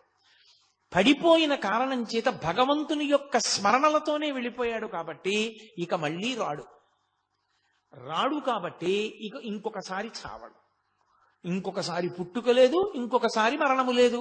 అందుకని జరామరణములను దాటాలి అంటే సోమవారం నాడు ప్రదక్షిణం చేయాలి. నువ్వు వేరే ఏమీ అడగక్కర్లేదు. ఏ రోజు ప్రదక్షిణం చేసినా ఫలితమే. ఈ కాలమా ఆ కాలమా అలా ఏం లేదు. మంగళవారం నాడు ప్రదక్షిణం చేస్తే సార్వభౌమత్వము. అయితే నేను ఇక్కడ మీకు ఒక మాట చెప్పవలసి ఉంటుంది. స్వయంగా భగవాన్ రమణులు చెప్పిన మాట. అరుణాచలంలో అరుణగిరికి ప్రదక్షిణానికి మంగళవారము శ్రేష్టము, చాలా మంచిది. మంగళవారం నాడు గిరి ప్రదక్షిణం చేస్తే ఎందుకో తెలుసా? అది అగ్ని కొండ, పావకి సుబ్రహ్మణ్య తత్వం, అది సుబ్రహ్మణ్య క్షేత్రం, శివానుగ్రహం. అక్కడ మంగళవారం నాడు ఉదయం కుజహోర ఉంటుంది. కుజుని యొక్క శక్తిని తగ్గించగలిగిన వాడు సుబ్రహ్మణ్యుడు. మంగళవారం సుబ్రహ్మణ్యానుగ్రహాన్ని ప్రోధి చేస్తుంది. అందుకే మంగళవారం నాడు ప్రదక్షిణం చాలా గొప్పది. సూరి నాగమ్మ గారు ప్రతి మంగళవారం గిరి ప్రదక్షిణానికి వెళ్ళేవారు. అప్పుడు మంగళవారం నాడు ప్రదక్షిణం చేసిన వాడు సార్వభౌముడవుతాడు. సార్వభౌముడవుతాడు అన్న మాటకు అర్థం చక్రవర్తి అంటే రాజ్య పరిపాలనే అనుకోక్కర్లేదు. భక్తి సార్వభౌముడు కావచ్చు, వైరాగ్య సార్వభౌముడు కావచ్చు, జ్ఞాన సార్వభౌముడు కావచ్చు. కాబట్టి మంగళవారం నాటి ప్రదక్షిణం సార్వభౌమత్వాన్ని ఇస్తుంది. బుధవారం నాడు గిరి ప్రదక్షిణం చేసినటువంటి వాడికి అపారమైనటువంటి పాండిత్యం అబ్బుతుంది. పాండిత్యం అంటే ఏవో కొన్ని పద్యాలు కొన్ని శ్లోకాలు చెప్పడం అనుకుంటున్నారేమో, కాదు. పండాహ అంటే భగవంతుని యొక్క జ్ఞానము కలుగుట. భగవద్జ్ఞానము కలగాలి అంటే తనంత తానుగా లోపల పొటమరించాలి అంటే బుధవారం నాడు ప్రదక్షిణం చెయ్యాలి. గురువారం నాడు నియమంగా అరుణాచలానికి ప్రదక్షిణం చేసిన వాడు లోకగురువు అవుతాడు. అంటే జగద్గురు స్థానాన్ని పొందుతాడు. అంతటి మహానుభావుడు అవుతాడు. అంటే బహుశః లోకం కోసం పుట్టిన కారణజన్ముడే తప్ప కర్మ అనుభవించడానికి పుట్టిన జన్మ కాదది. అటువంటి స్థితిని పొందుతాడు. శంకర భగవత్పాదులు, ఒక చంద్రశేఖరేంద్ర సరస్వతి మహాస్వామి వారు, ఒక చంద్రశేఖర భారతీ మహాస్వామి వారు, నృసింహ భారతీ మహాస్వామి వారు, వీళ్ళందరినీ జగద్గురువులు అంటారు. ఆ జగద్గురు స్థానాన్ని అలంకరిస్తాడు. అది గురువారం నాడు జరిగేటటువంటి. ఇక శుక్రవారం నాడు అపార సంపత్తి, ఇహమునందు విశేషమైనటువంటి ఐశ్వర్యాన్ని పొంది అంత్యమునందు విష్ణుపథాన్ని పొందుతాడు. విష్ణుపథం అంటే వైకుంఠం, వైకుంఠాన్ని పొందుతాడు. అది శుక్రవార ప్రదక్షిణ. శుక్రవార ప్రదక్షిణంలో సంపత్తి అన్న మాట నేను వాడినప్పుడు ఎంత డబ్బు వస్తుందండి అని నన్ను అడక్కండి. సంపత్తి అన్న మాటకు అర్థం ఏమిటో తెలుసా? తృప్తి. నాకున్న దాంతో నేను తృప్తిగా ఉండడమే ఐశ్వర్యం. ఐశ్వర్యము అన్న మాటకు అర్థం ఏవో ఉంటే సంతోషం అయితే నీ జన్మలో సంతోషం అన్న మాటకు అర్థమే ఉండదు. ఎన్ని తెచ్చి నీ దగ్గర పెట్టినా నీకు ఇంకా లేనిదోటి ఉంది. నీకు ఏది ఉందో దాన్ని చూసుకుని మురిసిపోవడం నీకు అలవాటైతే నిన్ను మించిన ఐశ్వర్యవంతుడు ప్రపంచంలో లేడు. కౌపీనవంత కలు భాగ్యవంత అంటారు శంకరాచార్యుల వారు. గోచి పెట్టుకున్న వాడంత ఐశ్వర్యవంతుడు ఎక్కడున్నాడన్నారు. అన్నీ వదిలి ఇది చాలని వాడు సంతోషంగా గోచి పెట్టుకు తిరుగుతున్నాడు. ఇన్ని పట్టు పీతాంబరాలు కట్టుకున్నా ఏదో లేదని వీడు ఏడుస్తూనే ఉన్నాడు. అందుకే చక్రవర్తులు కూడా అన్నీ విడిచిపెట్టిన ఋషుల ఆశ్రమానికి వెళ్ళి కూర్చుని శాంతి పొందేవారు. వాళ్ళు అన్ని విడిచిపెట్టి శాంతి పొందారు. అన్ని ఉండి అశాంతిలో వీడుంటాడు. శాంతి ఐశ్వర్యం. అందుకే మనకి సనాతన ధర్మంలో ఏం చేసినా ఓం శాంతి శాంతి శాంతి అని పూర్తి చేస్తారు. శాంతిని మించిన పరమైశ్వర్యం, తృప్తిని మించిన పరమైశ్వర్యం లోకంలో ఇంకోటి లేదు. నాకు ఈశ్వరుడు ఇవ్వలేదని ఏడిచేవాళ్ళు చాలా మంది ఉంటారు. నాకు ఈశ్వరుడు ఏమివ్వలేదని అడిగేవాడు కోట్ల కోట్ల మందిలో ఒక్కడే ఉంటాడు. అలా అడగగలగాలి అంటే వాడు నిత్యతృప్తుడై ఉండాలి. వాడు బ్రాహ్మణుడు. వాణ్ణి మించిన బ్రాహ్మణుడు లేడు. అందుకే వ్యాసుడు దేవి భాగవతం చెప్తూ పరమేశ్వరుడు కూడా ఎవరి పాదములకు నమస్కరిస్తాడని అడిగాడు. అడిగి సంతోషోహి ద్విజన్మనాం, నాకు ఇది కావాలన్న కోరిక మనసులో లేకుండా, ఎప్పుడు నాకు అసలు ఏం లేదన్న దాని మీద దృష్టి లేకుండా, నాకు ఈశ్వరుడు ఏమివ్వలేదని మురిసిపోయేవాడు ఎవడున్నాడో అటువంటి బ్రాహ్మణుడి పాదములు కడిగి ఆయన పాదములకు నేను నమస్కారం చేస్తానన్నాడు పరమేశ్వరుడు. కాబట్టి యతీనాం భూషణం జ్ఞానం సంతోషోహి ద్విజన్మనాం ఉద్యమం శత్రుహననం భూషణం భూతిమిచ్చతాం అన్నాడు ఆయన. కాబట్టి అది ఐశ్వర్యం అంటే. కాబట్టి ఇహమునందు సంపత్తి, విష్ణు పథమునందు స్థానము. శుక్రవారం నాడు ఆ గిరికి ప్రదక్షిణం. అలాగే శనివారం నాడు చేస్తే గ్రహపీడా విముక్తి.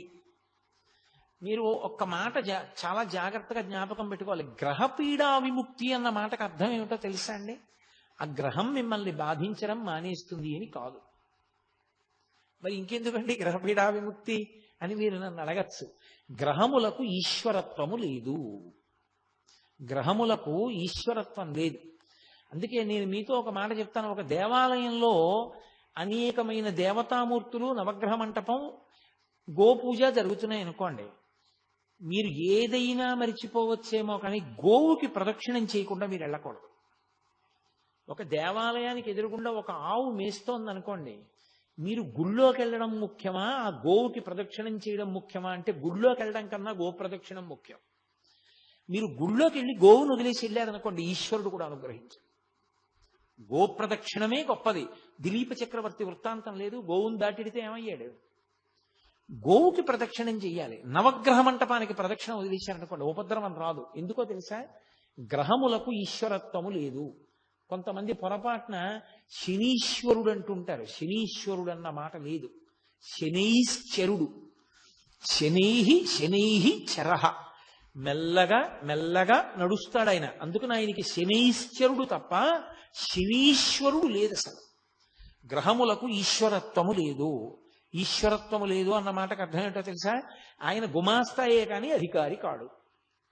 గుమాస్తా గారు వద్దు, ఈయనకి 2 ఎకరాల పొలం ఇవ్వకూడదు అని రాశాడు. కలెక్టర్ గారు ఫైల్ చూసి అక్కర్లేదు, ఇతనికి ఇవ్వచ్చు, పేదవాడు పాపం, ఇతనికి ఇవ్వడానికి తగిన కారణాలు నాకు కనపడుతున్నాయి కాబట్టి 2 ఎకరాలు ఫలానా చోటు ఇతనికి ఇవ్వండి అని రాశాడు. గుమాస్తా మాట నెగ్గుతుందా? గ్రహబాధ విముక్తి అన్న మాటకు అర్థం ఏమిటో తెలుసా? గ్రహముల యొక్క పీడ కింది స్థాయికి వెళ్ళిపోతుంది.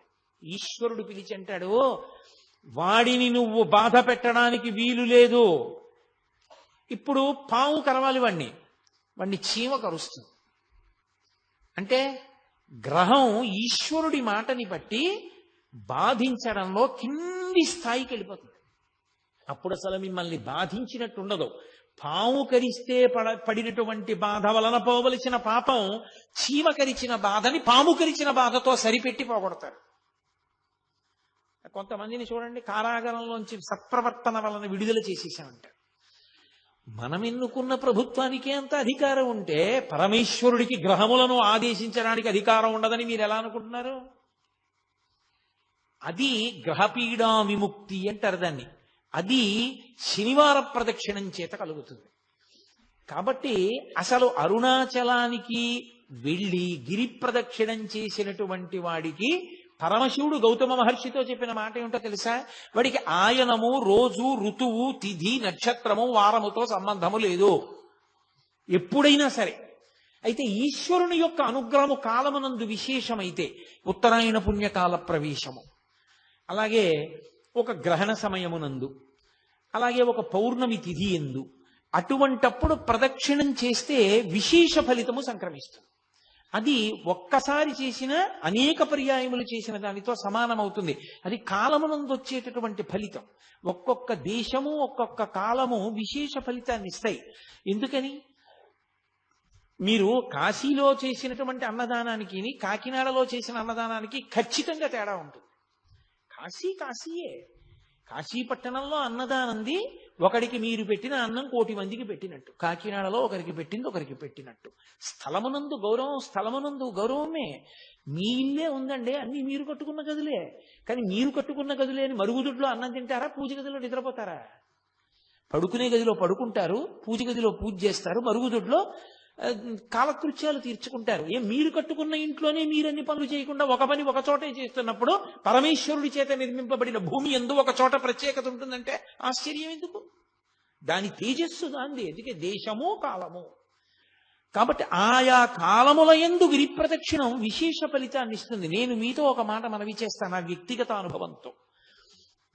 ఉత్తరాయణ పుణ్యకాల ప్రవేశం చేసినప్పుడు కనుమ పండుగ నాడు మీరు గిరి ప్రదక్షిణం చేస్తే మీరు ఎంత ఆనందాన్ని అనుభవిస్తారు. ఎందుకో తెలుసా? కనుమ పశు పండుగ. అసలు ఆ రోజున ఆవుల్ని, దూడల్ని, గుర్రాల్ని అన్నిటినీ అలంకారం చేస్తారు. చేసి వాటికి పాయసం వండి పెట్టాలి. అసలు మీరు అరుణాచలం వెళ్ళి కనుమ పండుగ నాడు అరుణాచలేశ్వరుడి దేవాలయానికి వెడితే భళ్ళాల మహారాజు గారు నిర్మాణం చేసినటువంటి పెద్ద నంది ఉంది. ఆ పెద్ద నందికి చిన్న నందికి అలంకారం చేస్తారు. అసలు ఎంత అద్భుతంగా ఉంటుందో. ఇక్కడ మనం శాకాంబరి అలంకారం ఎంత గొప్పగా చెప్తామో కనుమ పండుగ నాడు చేసే నందీశ్వర అలంకారం అలా ఉంటుంది. ఎందరో గతంలో కనుమ పండుగ నాడు ప్రదక్షిణం చేస్తుండేవాళ్ళం. ప్రతి ఇంటి ముందు గొబ్బిళ్లే. ఎక్కడ చూసినా ఆవులకి, దూడలకి అంత గొప్ప గొప్ప అలంకారం చేస్తారు. అంత గొప్పగా పాయసాన్నాలు నివేదనం చేస్తారు. ఎంత అద్భుతంగా ఉంటుందో. తిరువన్నామలై శ్రీచక్ర స్వరూపం. ఆ కొండ శ్రీచక్రము అని నమ్ముతారు. నమ్మి శాక్తేయులు దానికి ప్రదక్షిణం చేస్తారు. కావ్యకంఠ గణపతి ముని ఆ శివ కోణములు, శక్తి కోణముల చేత అది ఆ కొండ పాదం యొక్క స్వరూపం చేత అది సాక్షాత్తుగా శ్రీచక్ర స్వరూపమే అని నిర్ధారించారు. ఎవరు ఏ కోణంలో చూస్తారో ఆ కోణంలో కనపడుతుంది ఆ కొండ. అంత గొప్ప కొండ. కాబట్టి అది స్థూల శివుడు. ఆ స్థూల శివుడి ప్రదక్షిణానికి అంత వైభవం ఉంది. గిరి ప్రదక్షిణానికి మీకు గిరి ప్రదక్షిణం ఒక అరుణాచలంలోనే కాదు, చాలా చోట్ల ఉంది. సింహాచలానికి గిరి ప్రదక్షిణ ఉంది, శ్రీకాళహస్తికి గిరి ప్రదక్షిణ ఉంది, అరుణాచలానికి గిరి ప్రదక్షిణ ఉంది. ఇవన్నీ గిరి ప్రదక్షిణాలు ఉన్న క్షేత్రాలే. అరుణాచలంలో గిరి ప్రదక్షిణానికి ప్రత్యేక ప్రాధాన్యత ఉంది. అక్కడ కొండ మీద శివుడు, ఇక్కడ కొండే శివుడు. కొండలో శివుడు దక్షిణామూర్తి. ఊళ్ళో అరుణాచల క్షేత్రమునందు అరుణాచలేశ్వరుడు అగ్నిలింగం. ఇన్ని ఉన్న క్షేత్రం అరుణాచల క్షేత్రం. అక్కడ పూర్వం వజ్రాంగదుడు అని ఒక మహారాజు, ఆయన ఒకానొకప్పుడు ఒక గుర్రం ఎక్కి ఒక పునుగు పిల్లిని తరుగుతున్నాడు. ఆ పునుగు పిల్లి కొండ పాదాల్లోకి వెళ్ళిపోయింది. వెళ్ళిపోతే ఆయన కొండ పాదాల్లోకి వెళ్ళాడు. అది కొండకి ప్రదక్షిణం చేసింది. ఈయన ప్రదక్షిణం చేస్తున్నాను అనుకోలేదు. ఆ పునుగు పిల్లిని పట్టుకోవడం కోసమని పరిగెత్తాడు ఆ గుర్రం మీద. చాలా దూరం వెళ్ళడంలో ముగ్గురు అలిసిపోయారు. పునుగు పిల్లి అలిసిపోయింది, గుర్రం అలిసిపోయింది, వజ్రాంగదుడు అలిసిపోయాడు.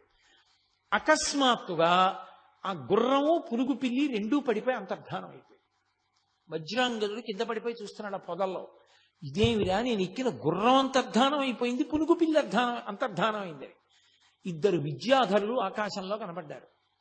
ఎవరు మీరన్నాడు.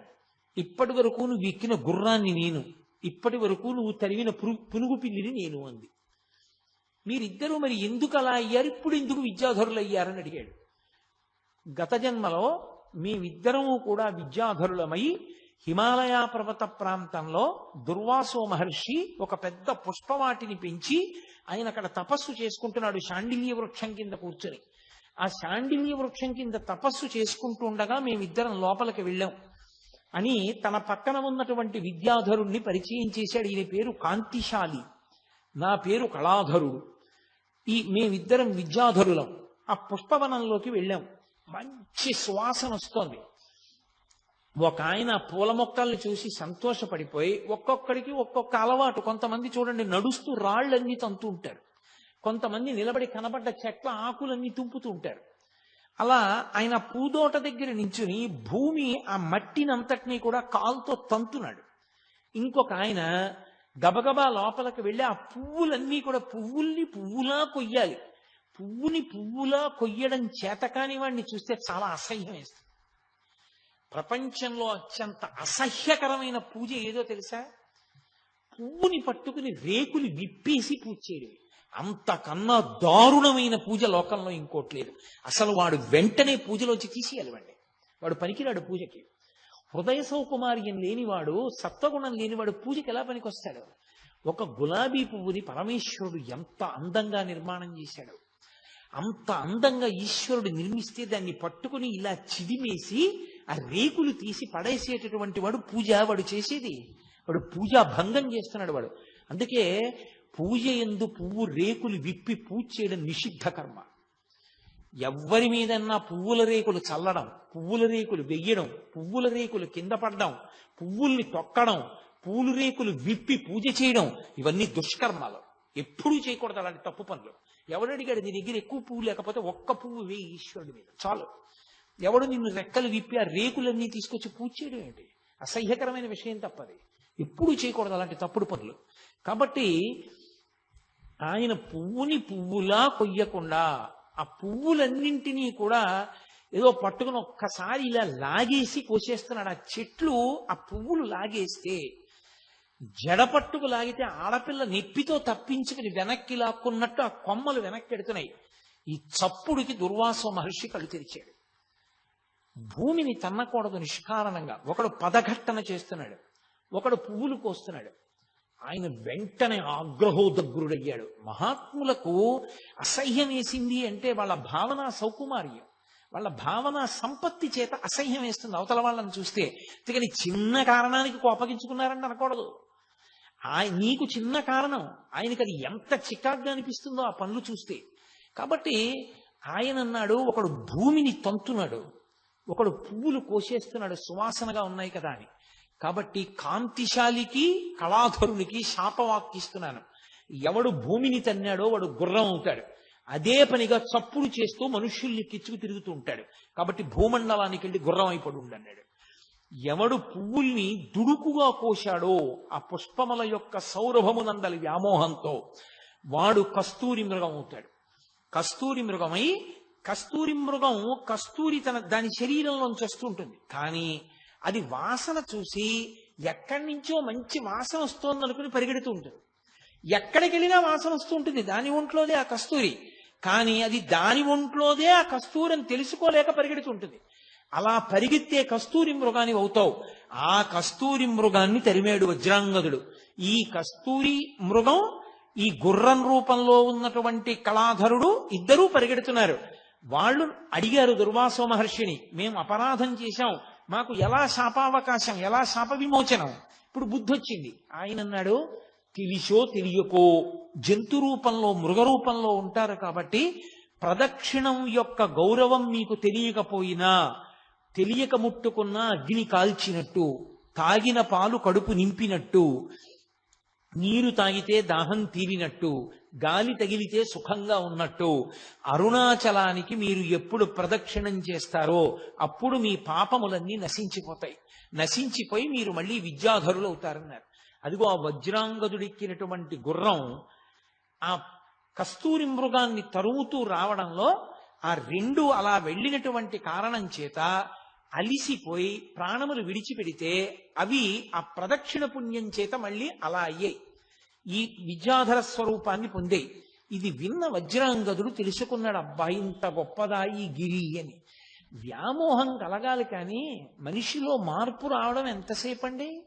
ఒక్క సంఘటన చాలు ఒక మనిషి జీవితం మారిపోవడానికి, ఒక్క మాట చాలు ఒక మనిషి జీవితం మారడానికి, ఒక్క శ్లోకం చాలు, ఒక్క స్తోత్రం చాలు పెద్ద కథ మలుపు తిరిగిపోవడానికి. శ్రీరామాయణం అంతా కలిపి ఎంతలో తిరిగిపోయింది మందర చెప్పిన ఒక్క మాటకి.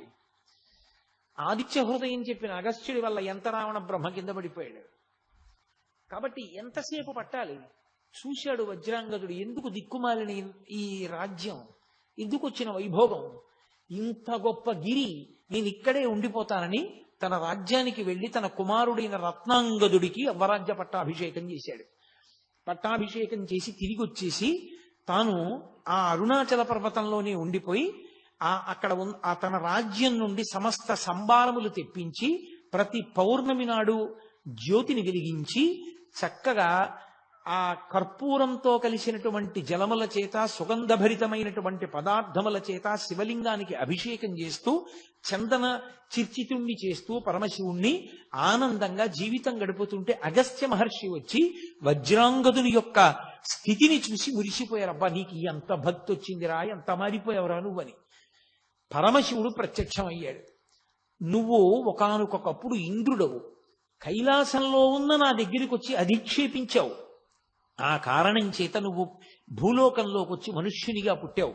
కానీ గత జన్మలలో చేసుకున్నటువంటి పుణ్యకర్మ పరీపాకము వలన ఇప్పుడు అరుణాచల వైభవం నీకు తెలిసింది. కాబట్టి ఇక్కడే ఉండి నువ్వు ఇలాగే నన్ను ఆరాధన చేస్తూ ఉండు, నా యందు ఐక్యమవుతావు అన్నాడు.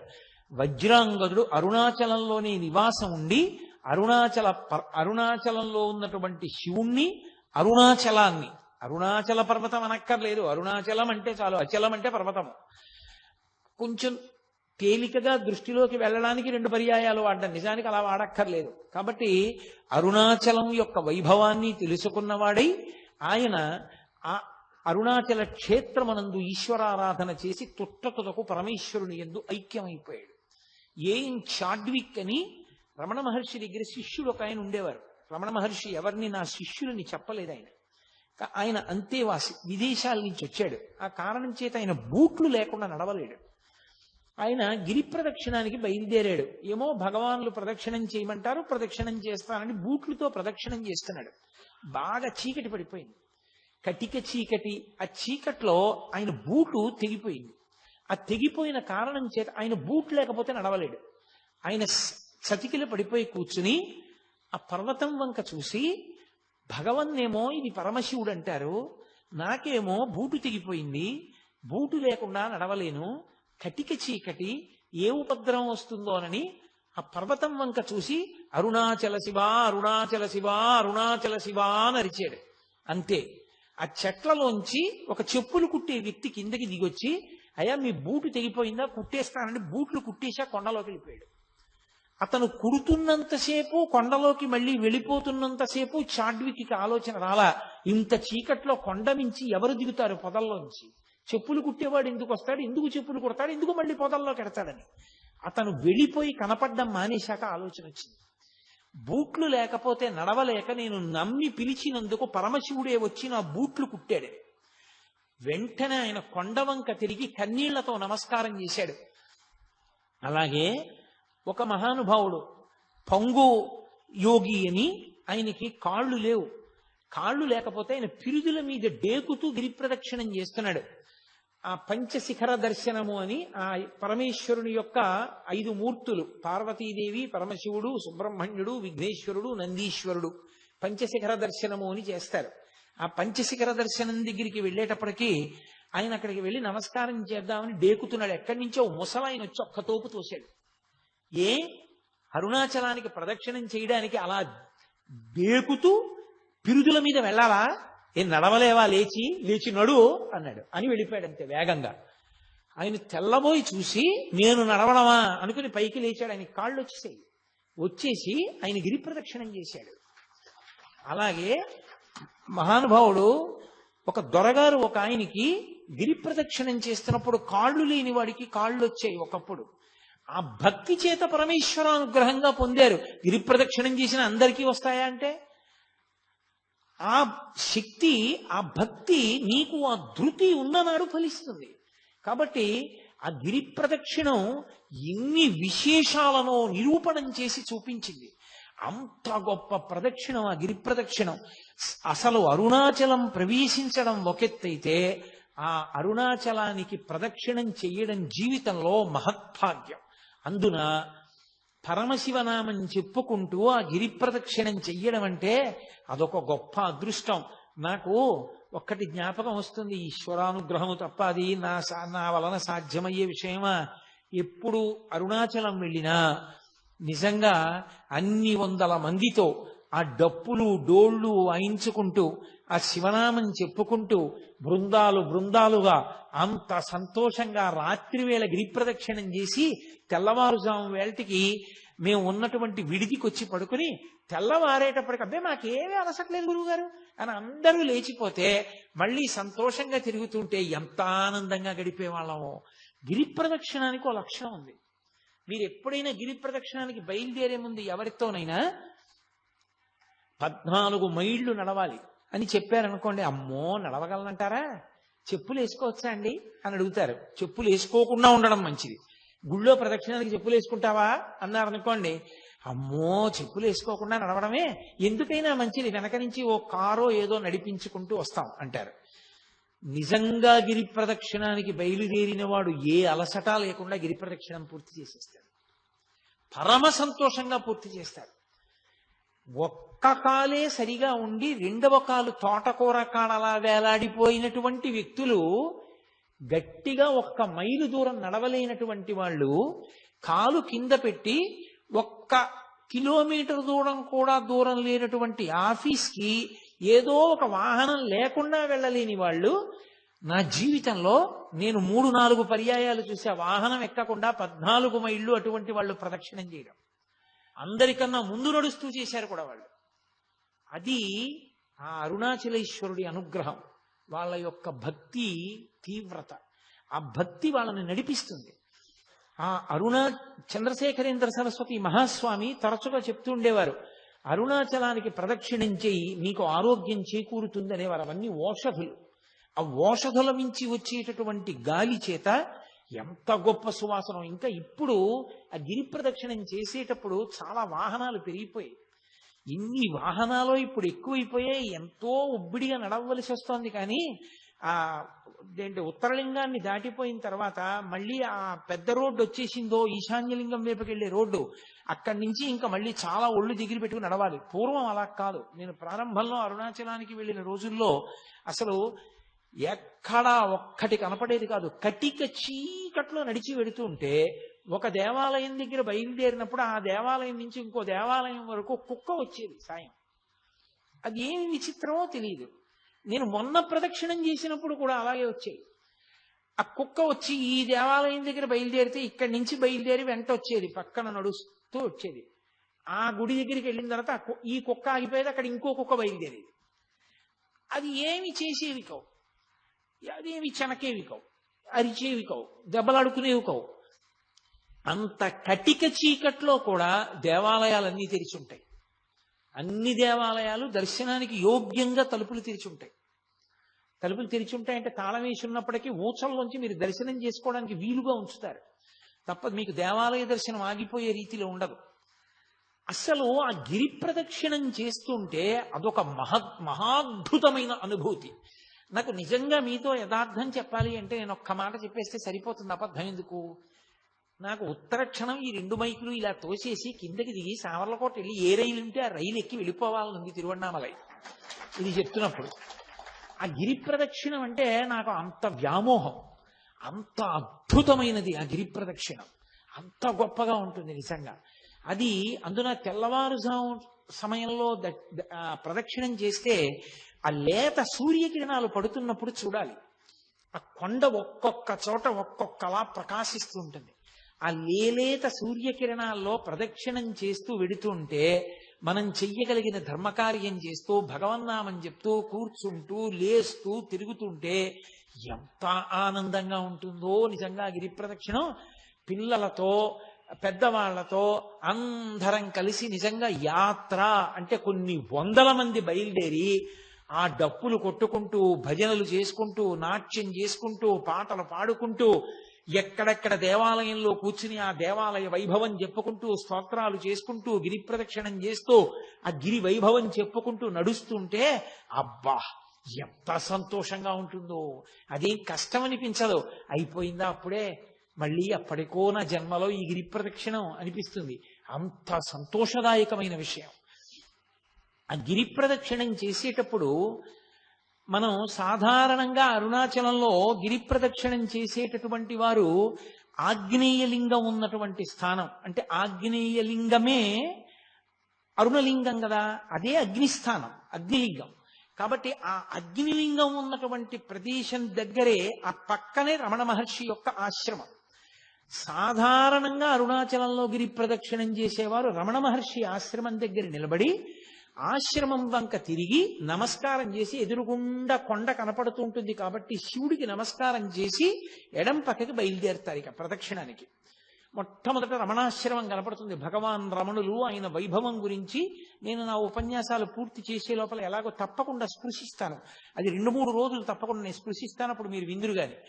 ఆ రమణాశ్రమానికి ఒక నమస్కారం చేసి ఆ రమణాశ్రమంలో రమణుల యొక్క దేవాలయం, యువతల గ్రంథాలయం, ఆ పెద్ద పెద్ద చెట్లు, నెమళ్ల క్రేంఖణాలు అవన్నీ వినపడుతుంటే ఒక నమస్కారం చేసుకుని ఎడం పక్కకి తిరిగి అలా ముందుకెడుతుంటే ఎడం పక్కన ఉన్నటువంటి పాలితీర్థాన్ని దాటగానే విఘ్నేశ్వరుడి గుడి ఒకటి వస్తుంది.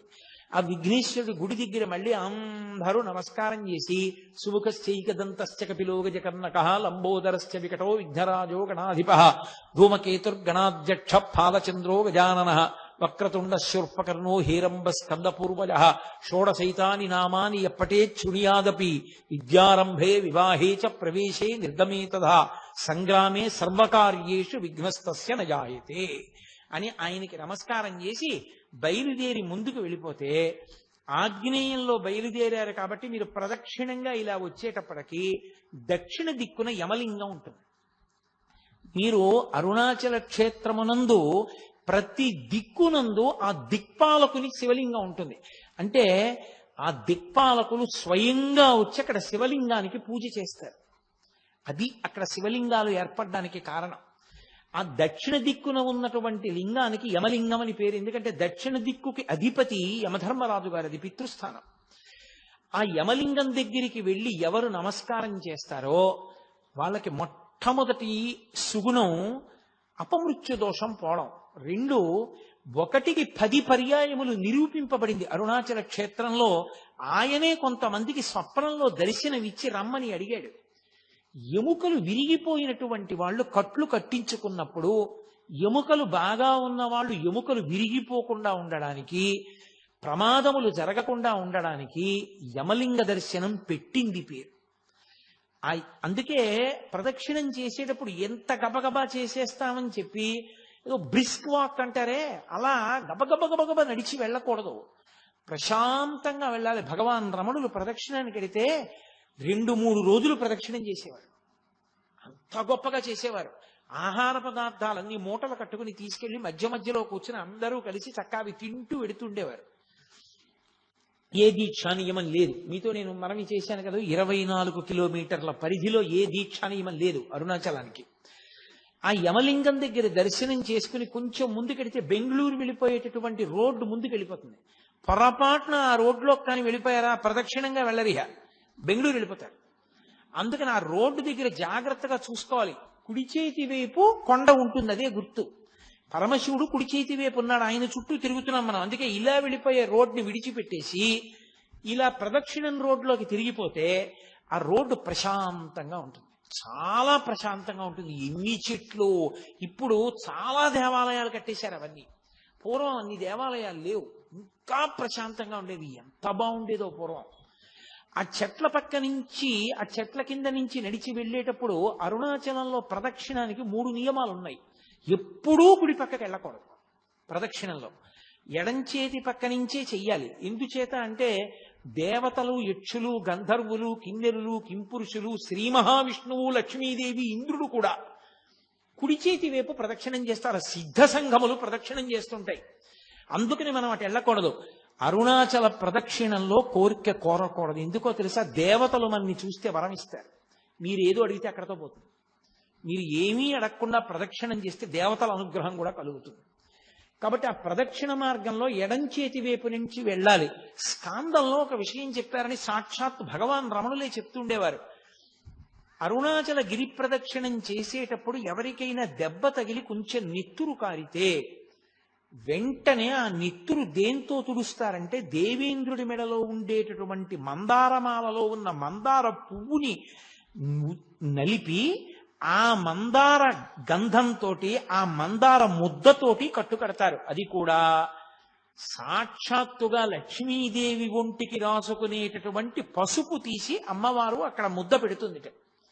నేను దాన్ని ప్రమాణం చేసుకునే నా కూతురు వివాహం చేసేటప్పుడు నా కూతుర్ని పెళ్లి కూతుర్ని చేసినప్పుడు సువాసిని పూజకి అర్హతగా నేను ఆ అరుణాచల గిరి ప్రదక్షిణంలో దెబ్బ తగిలి కించిత రక్తం కారిన ఆవిడ్నే నేను ఆ పూజార్హతగా తీసుకుని ఆవిడికే సువాసిని పూజ చేయించాను కూడా. కారణం ఇది. అంటే కావాలని దెబ్బ తగిలించుకుని కొంచెం నెత్తురు కారేటట్టు చేసుకుని అటువంటి ఉద్ధతితో కూడిన పనులు చేయకూడదు. మన ప్రమేయం లేకుండా దెబ్బ తగిలింది. కాబట్టి అంత గొప్పది ఆ ప్రదక్షిణం. ఆ ప్రదక్షిణంలో వెళ్ళేటప్పుడు అందుకే ఎడమ చేతి వైపు మాత్రమే నడుస్తారు. నడుస్తూ వెళ్ళిపోతున్నప్పుడు ఆ యమలింగాన్ని దాటిపోయిన తర్వాత కొంచెం ముందుకు వెళ్ళిపోతే మనం దక్షిణ దిక్కుని దాటాం కాబట్టి ఇలా వచ్చేస్తే నైరుతి.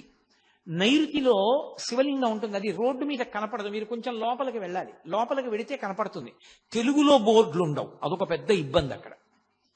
మీకు తేలికగా పట్టుకోవడానికి మార్గం అంటే వెళ్ళని వాళ్ళ సౌకర్యం కోసం నేను ఈ మాట కలుపుతున్నాను. ర్యాంకో సిమెంట్ అని ఎక్కడైనా కనపడితే అక్కడ లింగం ఉందని గుర్తు ఆగాలి మీరు.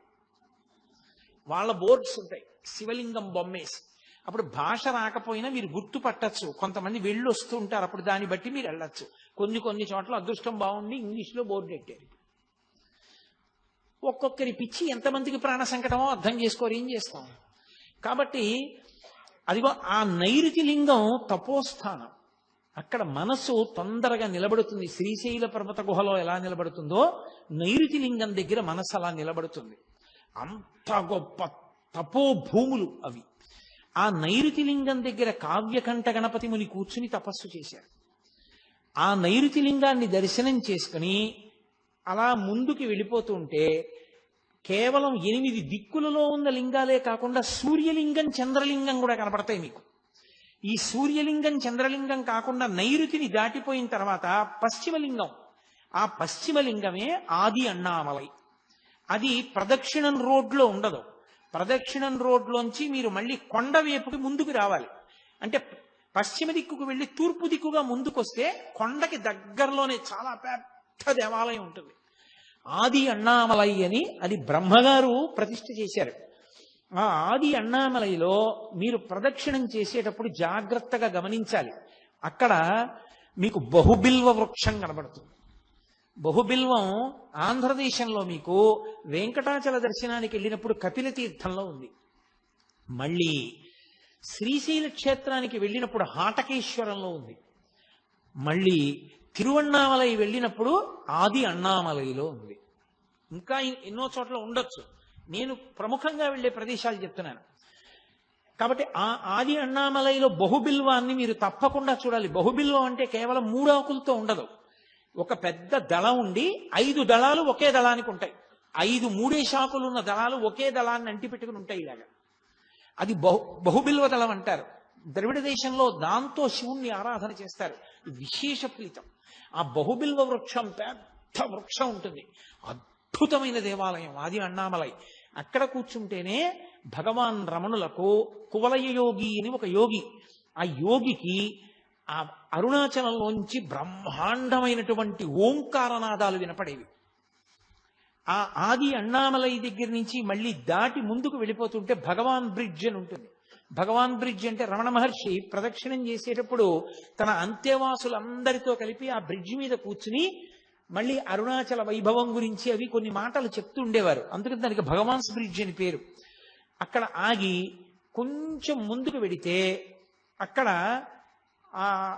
మనకి మనం ఆగ్నేయంలో బయలుదేరి దక్షిణానికి వచ్చి, దక్షిణాన్ని నుంచి నైరుతికి వచ్చి, నైరుతి నుంచి పశ్చిమానికి వెళ్ళి, పశ్చిమాన్ని నుంచి ఇలా వస్తే వాయవ్యం, వాయవ్యలింగం ఉంటుంది. ఆ వాయులింగాన్ని దర్శనం చేసేటప్పుడే మీకు ఒక గమ్మత్తు ఉంటుంది. ప్రదక్షిణం ఎడంచేతి వీంపు నుంచి వెడుతూ ఇలా కుడి పక్కకు వస్తే, కొండ పాదం వైపుకు వస్తే అక్కడే పంచశిఖర దర్శనము అని ఉంటుంది. ఆ పంచశిఖర దర్శనం చేసినప్పుడు 5 శిఖరములు కనపడతాయి. అవి పంచభూతములు అంటారు. అవే ఇందాక నేను మనవి చేసినట్టుగా పార్వతీ పరమేశ్వర వినాయక సుబ్రహ్మణ్య నందీశ్వరులు 5 శిఖరములుగా ఉన్నారు అంటారు. 5 శిఖరములు చక్కగా వరుస క్రమంలో కూర్చున్నట్లు కనపడతాయి. మీరు రాత్రి ప్రదక్షిణం చేస్తుంటే ఎంత అర్ధరాత్రి వెళ్ళండి, అక్కడ ఉన్న 2 సమాధులు ఉన్నాయి. అక్కడ అవి మహాభక్తులైనటువంటి వారివి. అక్కడికి దగ్గరలో ఉన్న చోట ఒక వ్యక్తి తిరుగుతూ ఉంటాడు. మీరు ఆయన్ని జాగ్రత్తగా గమనించి పిలిచి అడిగితే ఒక పావలా కాసు కూడా ఎవ్వరు అడగరు మిమ్మల్ని. ఆ ప్రదక్షిణం చేసేటప్పుడు ఏ గుళ్ళో ఎవ్వరూ అడగరు.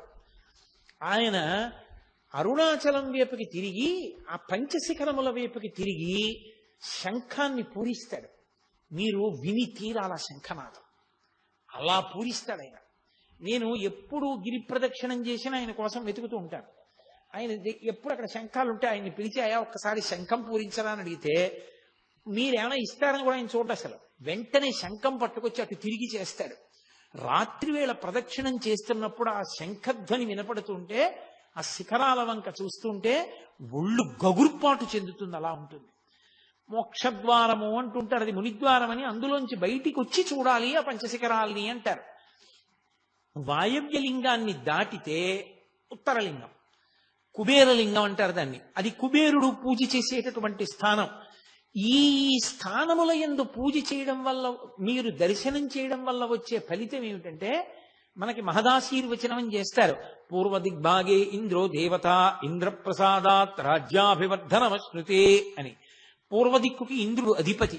ఆ ఇంద్రలింగం అది దర్శనం చేస్తే రాజ్యాభివృద్ధి అంటే ఉద్యోగం వృద్ధిలోకి వస్తుంది, చక్కగా సంతోషంగా ఉంటాడు.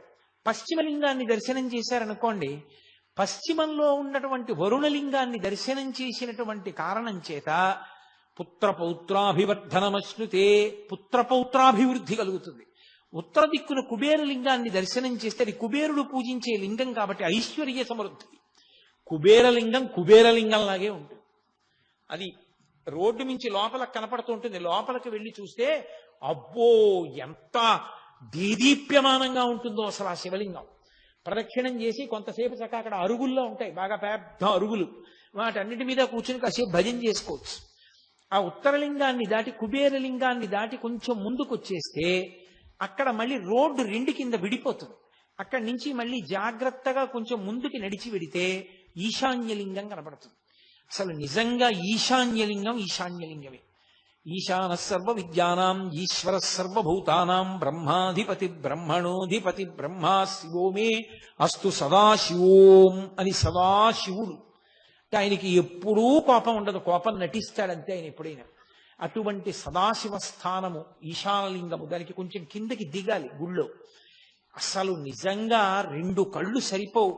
నేను ఇప్పుడు మీతో ఉపన్యాసం చెప్తున్నాను కానీ నాకు మనసులో ఆ శివలింగాలన్నీ కనపడుతుంటే ఎంత పరవశించిపోతున్నానో నేను. ఆ ఈశాన్యలింగం మెట్లు దిగి చక్కగా మీరు ఆ మెట్ల మీద కూర్చున్నా సరే ఎదురుగుండా కనపడుతుంటుంది. సాయంకాలం పూట ప్రదోష వేళలో కొంచెం సేపు తలుపేసి అలంకారం చేసి తలుపు తీస్తారు. అసలు అప్పుడు దర్శనం చేస్తే ఒళ్ళు గగుర్పొడుస్తుంది. అలా ఉంటుంది ఆ ఈశాన్యలింగం. ఈశాన్యలింగ దర్శనం చేసి తిరిగి వచ్చేస్తే మళ్ళీ ఆగ్నేయం దగ్గరికి వచ్చేటప్పటికి కొంచెం సందులోకి వెళ్ళాలి, పైకి కనపడదు. ఆ శేషాద్రి స్వామి ఆశ్రమానికి ముందున్నటువంటి చోట కుడిపక్క సందులోకి వెడితే అగ్నిలింగం. ఆ అగ్నిలింగ దర్శనంతో మళ్ళీ రమణాశ్రమం దగ్గరికి వస్తే ప్రదక్షిణం పూర్తయిపోతుంది. ఈ ప్రదక్షిణ మార్గంలోనే వాయవ్యలింగం దాటుతున్నప్పుడు మనకి మాణిక్యవాచకర్ల మఠం కనపడుతుంది. ఆది అన్నామలై దేవాలయంలో ఇప్పటికీ శైవంలో నాయనార్లలో ప్రముఖ స్థానం వహించినటువంటి మహాపురుషులు అప్పర్, మాణిక్యవాచకర్, జ్ఞాన సంబంధర్ ముగ్గురి యొక్క మూర్తులు మీకు ఆ దేవాలయంలో కనపడతాయి. మాణిక్యవాచకర్ల మఠము అని ఒక మఠం. ఆ మఠంలోకి ఓసారి వర్షం వస్తుంటే సూరి నాగమ్మ గారు వెళ్ళారు.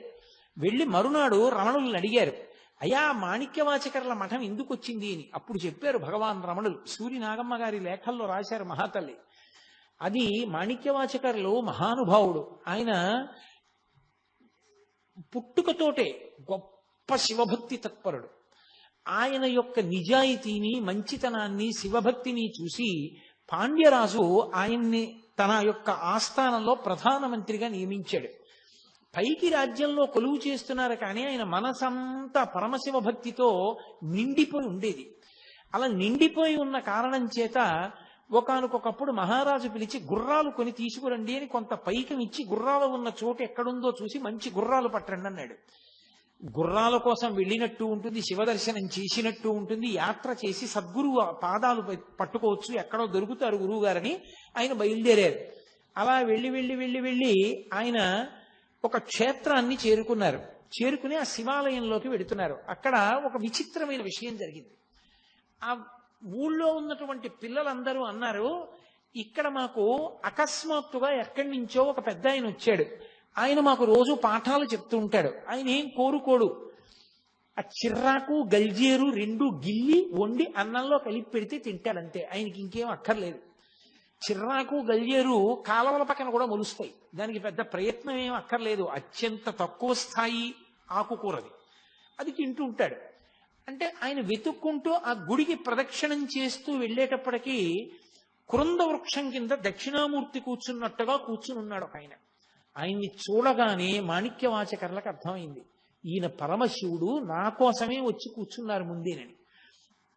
వెంటనే బట్టలు విప్పేసి గోచి పెట్టుకుని ఆయన ముందు సాష్టాంగం చేసి స్తోత్రం చేశారు. వెంటనే ఆ మహానుభావుడు అన్నాడు, నీకోసమే నేను ముందుగా వచ్చి ఇక్కడ కూర్చున్నానయ్యా, పిల్లలకి పాఠం చెప్పాలన్న మిషతోటి. నీవు ఇక నుంచి నీవు గుర్రాలు కొనడానికి తెచ్చినటువంటి డబ్బుతో ఈ క్షేత్రానికి సేవ చేస్తూ ఈ ఆలయాన్ని వృద్ధిలోకి తీసుకొస్తూ ఇక్కడ ఉండిపో అన్నాడు. మాణిక్యవాచకర్లు అక్కడ ఉండిపోయారు. డబ్బంతా అయిపోయింది, గుర్రాలు లేవు, వెనక్కి వెళ్ళలేదు. ఈలోగా మహారాజు గారు కబురు చేశారు, గుర్రాలు లేవు, నువ్వు రాలేదు, ఏమిటి కథ అని. ఆయన భయపడి రాత్రి పడుకుని పరమశివుడిని ప్రార్థన చేశాడు. కల్లో పరమశివుడు కనపడి, వెలలేని మాణిక్యం ఒకటి ఇచ్చి నీ పట్టుకెళ్ళి రాజుకి శ్రావణ మాసంలో మూలా నక్షత్రం నాడు గుర్రాలు వస్తున్నాయని చెప్పు అన్నాడు. తీరా నిద్ర లేచి చూస్తే చేతిలో మాణిక్యం ఉంది, పరమశివుడు ఇచ్చిందేనని మాణిక్యం పట్టుకుని పాండ్యరాజు దగ్గరికి వెళ్ళి ఆ మాణిక్యాన్ని ఇచ్చి శ్రావణ మాసంలో మూలా నక్షత్రం నాడు గుర్రాలు వస్తున్నాయన్నారు. మహారాజు నమ్మాడు, సంతోషించాడు. కానీ గూఢచారులు చెప్పారు, ఈయన డబ్బంతా క్షేత్రంలో ఖర్చు పెట్టేశాడండి, ఈయన దగ్గర ఏం లేదు, గుర్రాలు కొనలేదని. రాజుకు ఆగ్రహం వచ్చి మాణిక్యవాచకర్లను తీసుకెళ్లి కారాగారంలో పెట్టాడు. నిజంగా శ్రావణమాసం మూలా నక్షత్రంలో పరమశివుడే ఆ గుర్రాలు అమ్మేటటువంటి వాడి వేషంలో కొన్ని వందల గుర్రాలు తీసుకొచ్చి, మాణిక్యవాచకర్లు మాకు డబ్బు ఇచ్చారు, ఈ గుర్రాలు తీసుకోండి అని రాజుకి ఇచ్చాడు.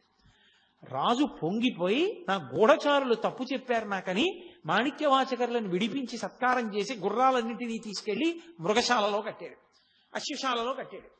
అవి రాత్రి క్రూర మృగాలు అయిపోయి ఉన్న ఏనుగుల్ని గుర్రాలని కూడా తినేసి పారిపోయి.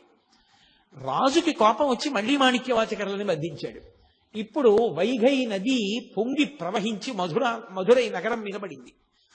రాజు ఈ ప్రవాహాన్ని ఎలా ఆపాలి అర్థం కాక ఇంటి ఇంటికి ఒక మనిషి వంతున బయలుదేరి ప్రతి ఇంటి నుంచి ఒక మగవాడు వెళ్ళి నదికి ఇదిగో ఇక్కడి నుంచి ఇక్కడ వరకు, ఇక్కడి నుంచి ఇక్కడ వరకు కట్టబొయ్యాలని శాసనం చేశాడు. అందరి ఇళ్ల నుంచి ఒక్కొక్క మగవాడు వెళ్ళి కట్టబోస్తున్నాడు. కానీ పిట్టవ్వ అంటారు ఇప్పటికీ, తమిళ దేశంలో ఆవిడ్ని అవయార్ అంటారు, మహాశివ భక్తురాలు. ఆవిడ పాపం కుడుములు వండి వచ్చినటువంటి వాళ్ళకి పెడుతూ ఉండేది, పిట్టువాణి అని పిలుస్తారు ఆవిడ. ఆవిడికి కొడుకులు లేరు, ఎవరు లేరు, ఎవరు పెడతారు కట్టబోయడానికి? ఆవిడ తరపున వెళ్లే వాళ్ళు ఎవరు? కూలి పెట్టుకోవాలి, అంత డబ్బు లేదు. పరమశివుడే ఓ గుణపం పారా పట్టుకుని ఆవిడ ఇంటికి వచ్చి, పిట్టవా పిట్టవా నాకు కొంచెం తుంపులు ఎడతావా అని అడిగాడు. తుంపులంటే మీకు గుర్తుందో లేదో మరి, మా చిన్నతనంలో మేము తుంపులు చాలా ఇష్టంగా తినేవాళ్ళం. తుంపులంటే అమ్మ చిన్నతనంలో బజ్జీలు అవి వేస్తుంది కదా, వేసినప్పుడు ఇంతంత శనగపిండి ముద్దలు ఉండిపోయి నూనె అడుక్కెళ్ళిపోతాయి. అడుక్కెళ్ళిపోతే అవి బజ్జీలు చాలా మాటలు వేసి తీసేస్తారు, ఇవి మాత్రం అలాగే ఉంటాయి, నూనెలో ములిగి ఉండి ఎర్రగా తయారవుతాయి. అవి తుప్పులు అంటారు. అవి అమ్మ చిల్లులు చిల్లులుగా ఉన్నటువంటి పెద్ద గరిటె పెట్టి ఇలా ఒడ్డుకి తీసి ఆ నూనె ఇలా కిందకి దిగిపోయే వరకు ఇలా ఇలా అని ఆ తుంపులో పళ్ళెంలో పడేస్తే బజ్జీల కన్నా తుంపులు సంతోషంగా ఒక్కొక్కటి నోట్లో వేసుకుని కరకరా తింటుండేవాళ్ళం. అలా తుంపులు వస్తాయి ఆ కుడుములు వండినప్పుడు. ఆ తుంపులు పెట్టవమ్మా, నాకు కుడుములు అక్కర్లేదన్నాడు. తుంపులు అంటే పనికి మాలినవి, కుడుములు అయితే అమ్ముకుంటే డబ్బు వస్తుంది, నాకు ఆ తుంపులు ఇట్టన్నాడు. ఇంత రాత్రి వేళ తుంపులు ఎక్కడ ఉంటాయిరా నాయన, కుడుములే పెడతాను లేని ఆవిడ కుడుములు వేసింది. అవి ఒక్కటి కుడుములంటే పుణుకులు అనుకోండి, మీకు తేలిగ్గా అర్థం అవడానికి ఒక్కటి పుణుకు రాలేదు, అన్ని తుంపులు అయిపోయాయి. అది శివవాక్కు. ఆ తుంపులే పెట్టింది. కాసిని తుంపులు తిన్నాడు, కాసిని తుంపులు మూట కట్టుకున్నాడు. వైఘై నదికి నేను నీ పనుపున నేను కట్ట వేస్తానని బయలుదేరాడు. వెళ్ళినవాడు కట్ట వేయడం మానేసి ఆ ఒడ్డున పడుకుని పెద్ద పెద్దగా పాటలు పాడుతూ మిగిలిన వాళ్ళ పనులు పాడు చేస్తున్నాడు. మహారాజు గుర్రం ఎక్కి అందరూ కట్ట వేస్తున్నారో లేదో చూడ్డానికి వచ్చాడు. ఈయనొక్కడే పని చేయట్లేదు. ఇతను పని ఎందుకు చేయట్లేదు, నన్ను చూసి కూడా లేవలేదు, పడుకుని పాటలు పాడుతున్నాడు ఏమిటని అడిగారు.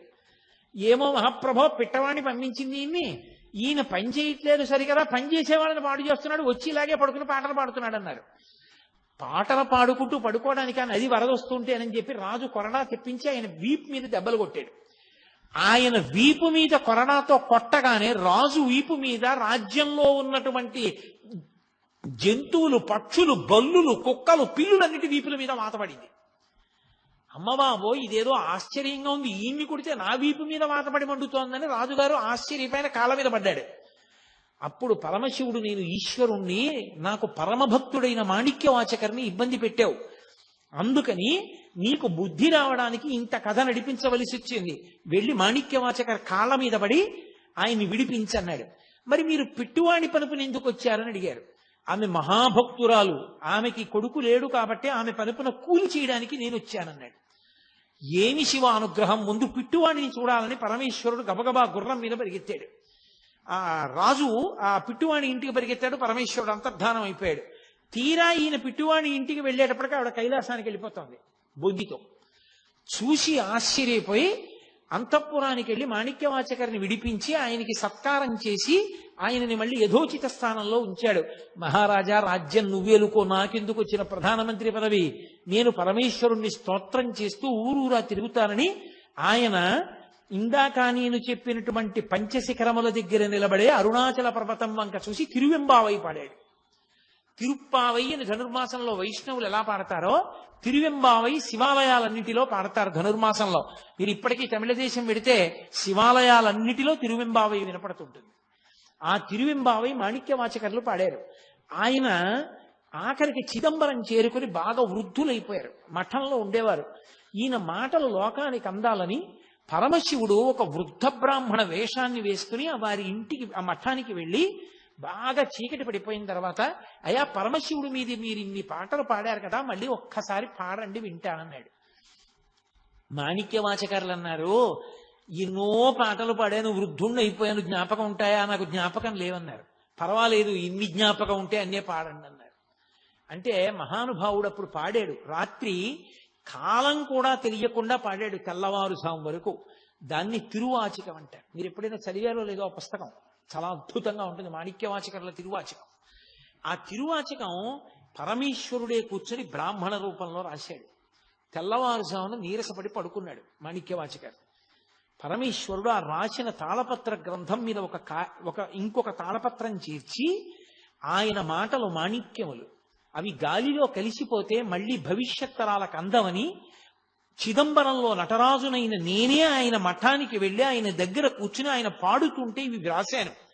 ఇవి ఇంత మాణిక్యముల వంటి మాటలు పలికినవాడు కాబట్టి ఆయనకి మాణిక్యవాచకర్రని పేరు పెడుతున్నాను అని చెప్పి నటరాజస్వామి ముద్ర వేసి తాడు కట్టి నటరాజస్వామి పాదాల దగ్గర పెట్టాడు. పెట్టి నటరాజులోకే లీనమయ్యాడు. తెల్లవారుజామున అర్చకులు లేచి తాళపత్ర గ్రంథం చూశారు. తెల్లబోయారు, దాని మీద నటరాజస్వామి వారి ముద్ర ఉంది. గబగబా పరిగెత్తి మాణిక్యవాచకర్లకి చెప్పారు, ఏమిటి దీని అర్థం, ఇలా ఎందుకు జరిగిందని. మీకు చెప్తాను రెండని చెప్పి మాణిక్యవాచకర్లు బయలుదేరి చిదంబరంలో నటరాజస్వామి దేవాలయం దగ్గరికి వచ్చి, ఇంత సౌజన్యమా మహానుభావ, నా పాటలు నువ్వు రాశావా, ఎంతటి సులభుడవయ్యా అని పరమశివుణ్ణి స్తోత్రం చేసి కన్నీళ్లతో ఆయన్ని వేడుకుంటుండగా ఆయనలోని జ్యోతి చిదంబరంలో నటరాజస్వామిలో ఐక్యమైపోయింది. అంతటి మహానుభావుడు మాణిక్యవాచకర్. ఆయన అరుణాచలంలోనే తిరువెంబావై పాడారు. ఆయన మఠం గిరి ప్రదక్షిణంలో కనపడుతుంది. ఆ గిరి ప్రదక్షిణం అంత గొప్ప స్థితిని పొందినటువంటి గిరి ప్రదక్షిణం. నేను ఇవాళ మీతో గిరి ప్రదక్షిణం, దీపవైభవం రెండూ మాట్లాడాలనుకున్నాను, కానీ ఒకటే సమయాన్ని అంతటినీ తీసుకుంది. ఇప్పుడు దీపవైభవం మొదలు పెడితే అయ్యేది కాదు. కాబట్టి మళ్ళీ రేపు సాయంకాలం మనం 6:30కి కలుసుకున్నప్పుడు దీపవైభవం గురించి మాట్లాడతాను. కాబట్టి మీ అందరూ కూడా అరుణాచలం వెళ్ళని వాళ్ళు ఇందులో ఉన్నారని నేను అనుకోవట్లేదు. ఒకవేళ వెళ్ళని వాళ్ళు ఎవరైనా ఉంటే తప్పకుండా అరుణాచల క్షేత్ర దర్శనం చెయ్యండి, గిరి ప్రదక్షిణం చెయ్యండి తప్పకుండా. దానివల్ల ఈశ్వరుని యొక్క పరిపూర్ణమైనటువంటి అనుగ్రహాన్ని పొందుతారు. అరుణాచల క్షేత్రంలో గిరి ప్రదక్షిణం ఎంత ప్రధానమో దీపవైభవము కూడా అంత ప్రధానం. అక్కడ కృత్తికా దీపము, భరణీ దీపము అని 2 దీపాలు. ఆ దీపాల వైభవం ఏమిటో, ఆ దీపాలు ఎందుకు ఉంచుతారో ఆ విశేషమేమో రేపటి రోజు సాయంకాలం 6:30 మనం కలుసుకున్నప్పుడు మళ్ళీ పరమేశ్వరుడు పలికించినంత మేర రేపు పలుకుతారు.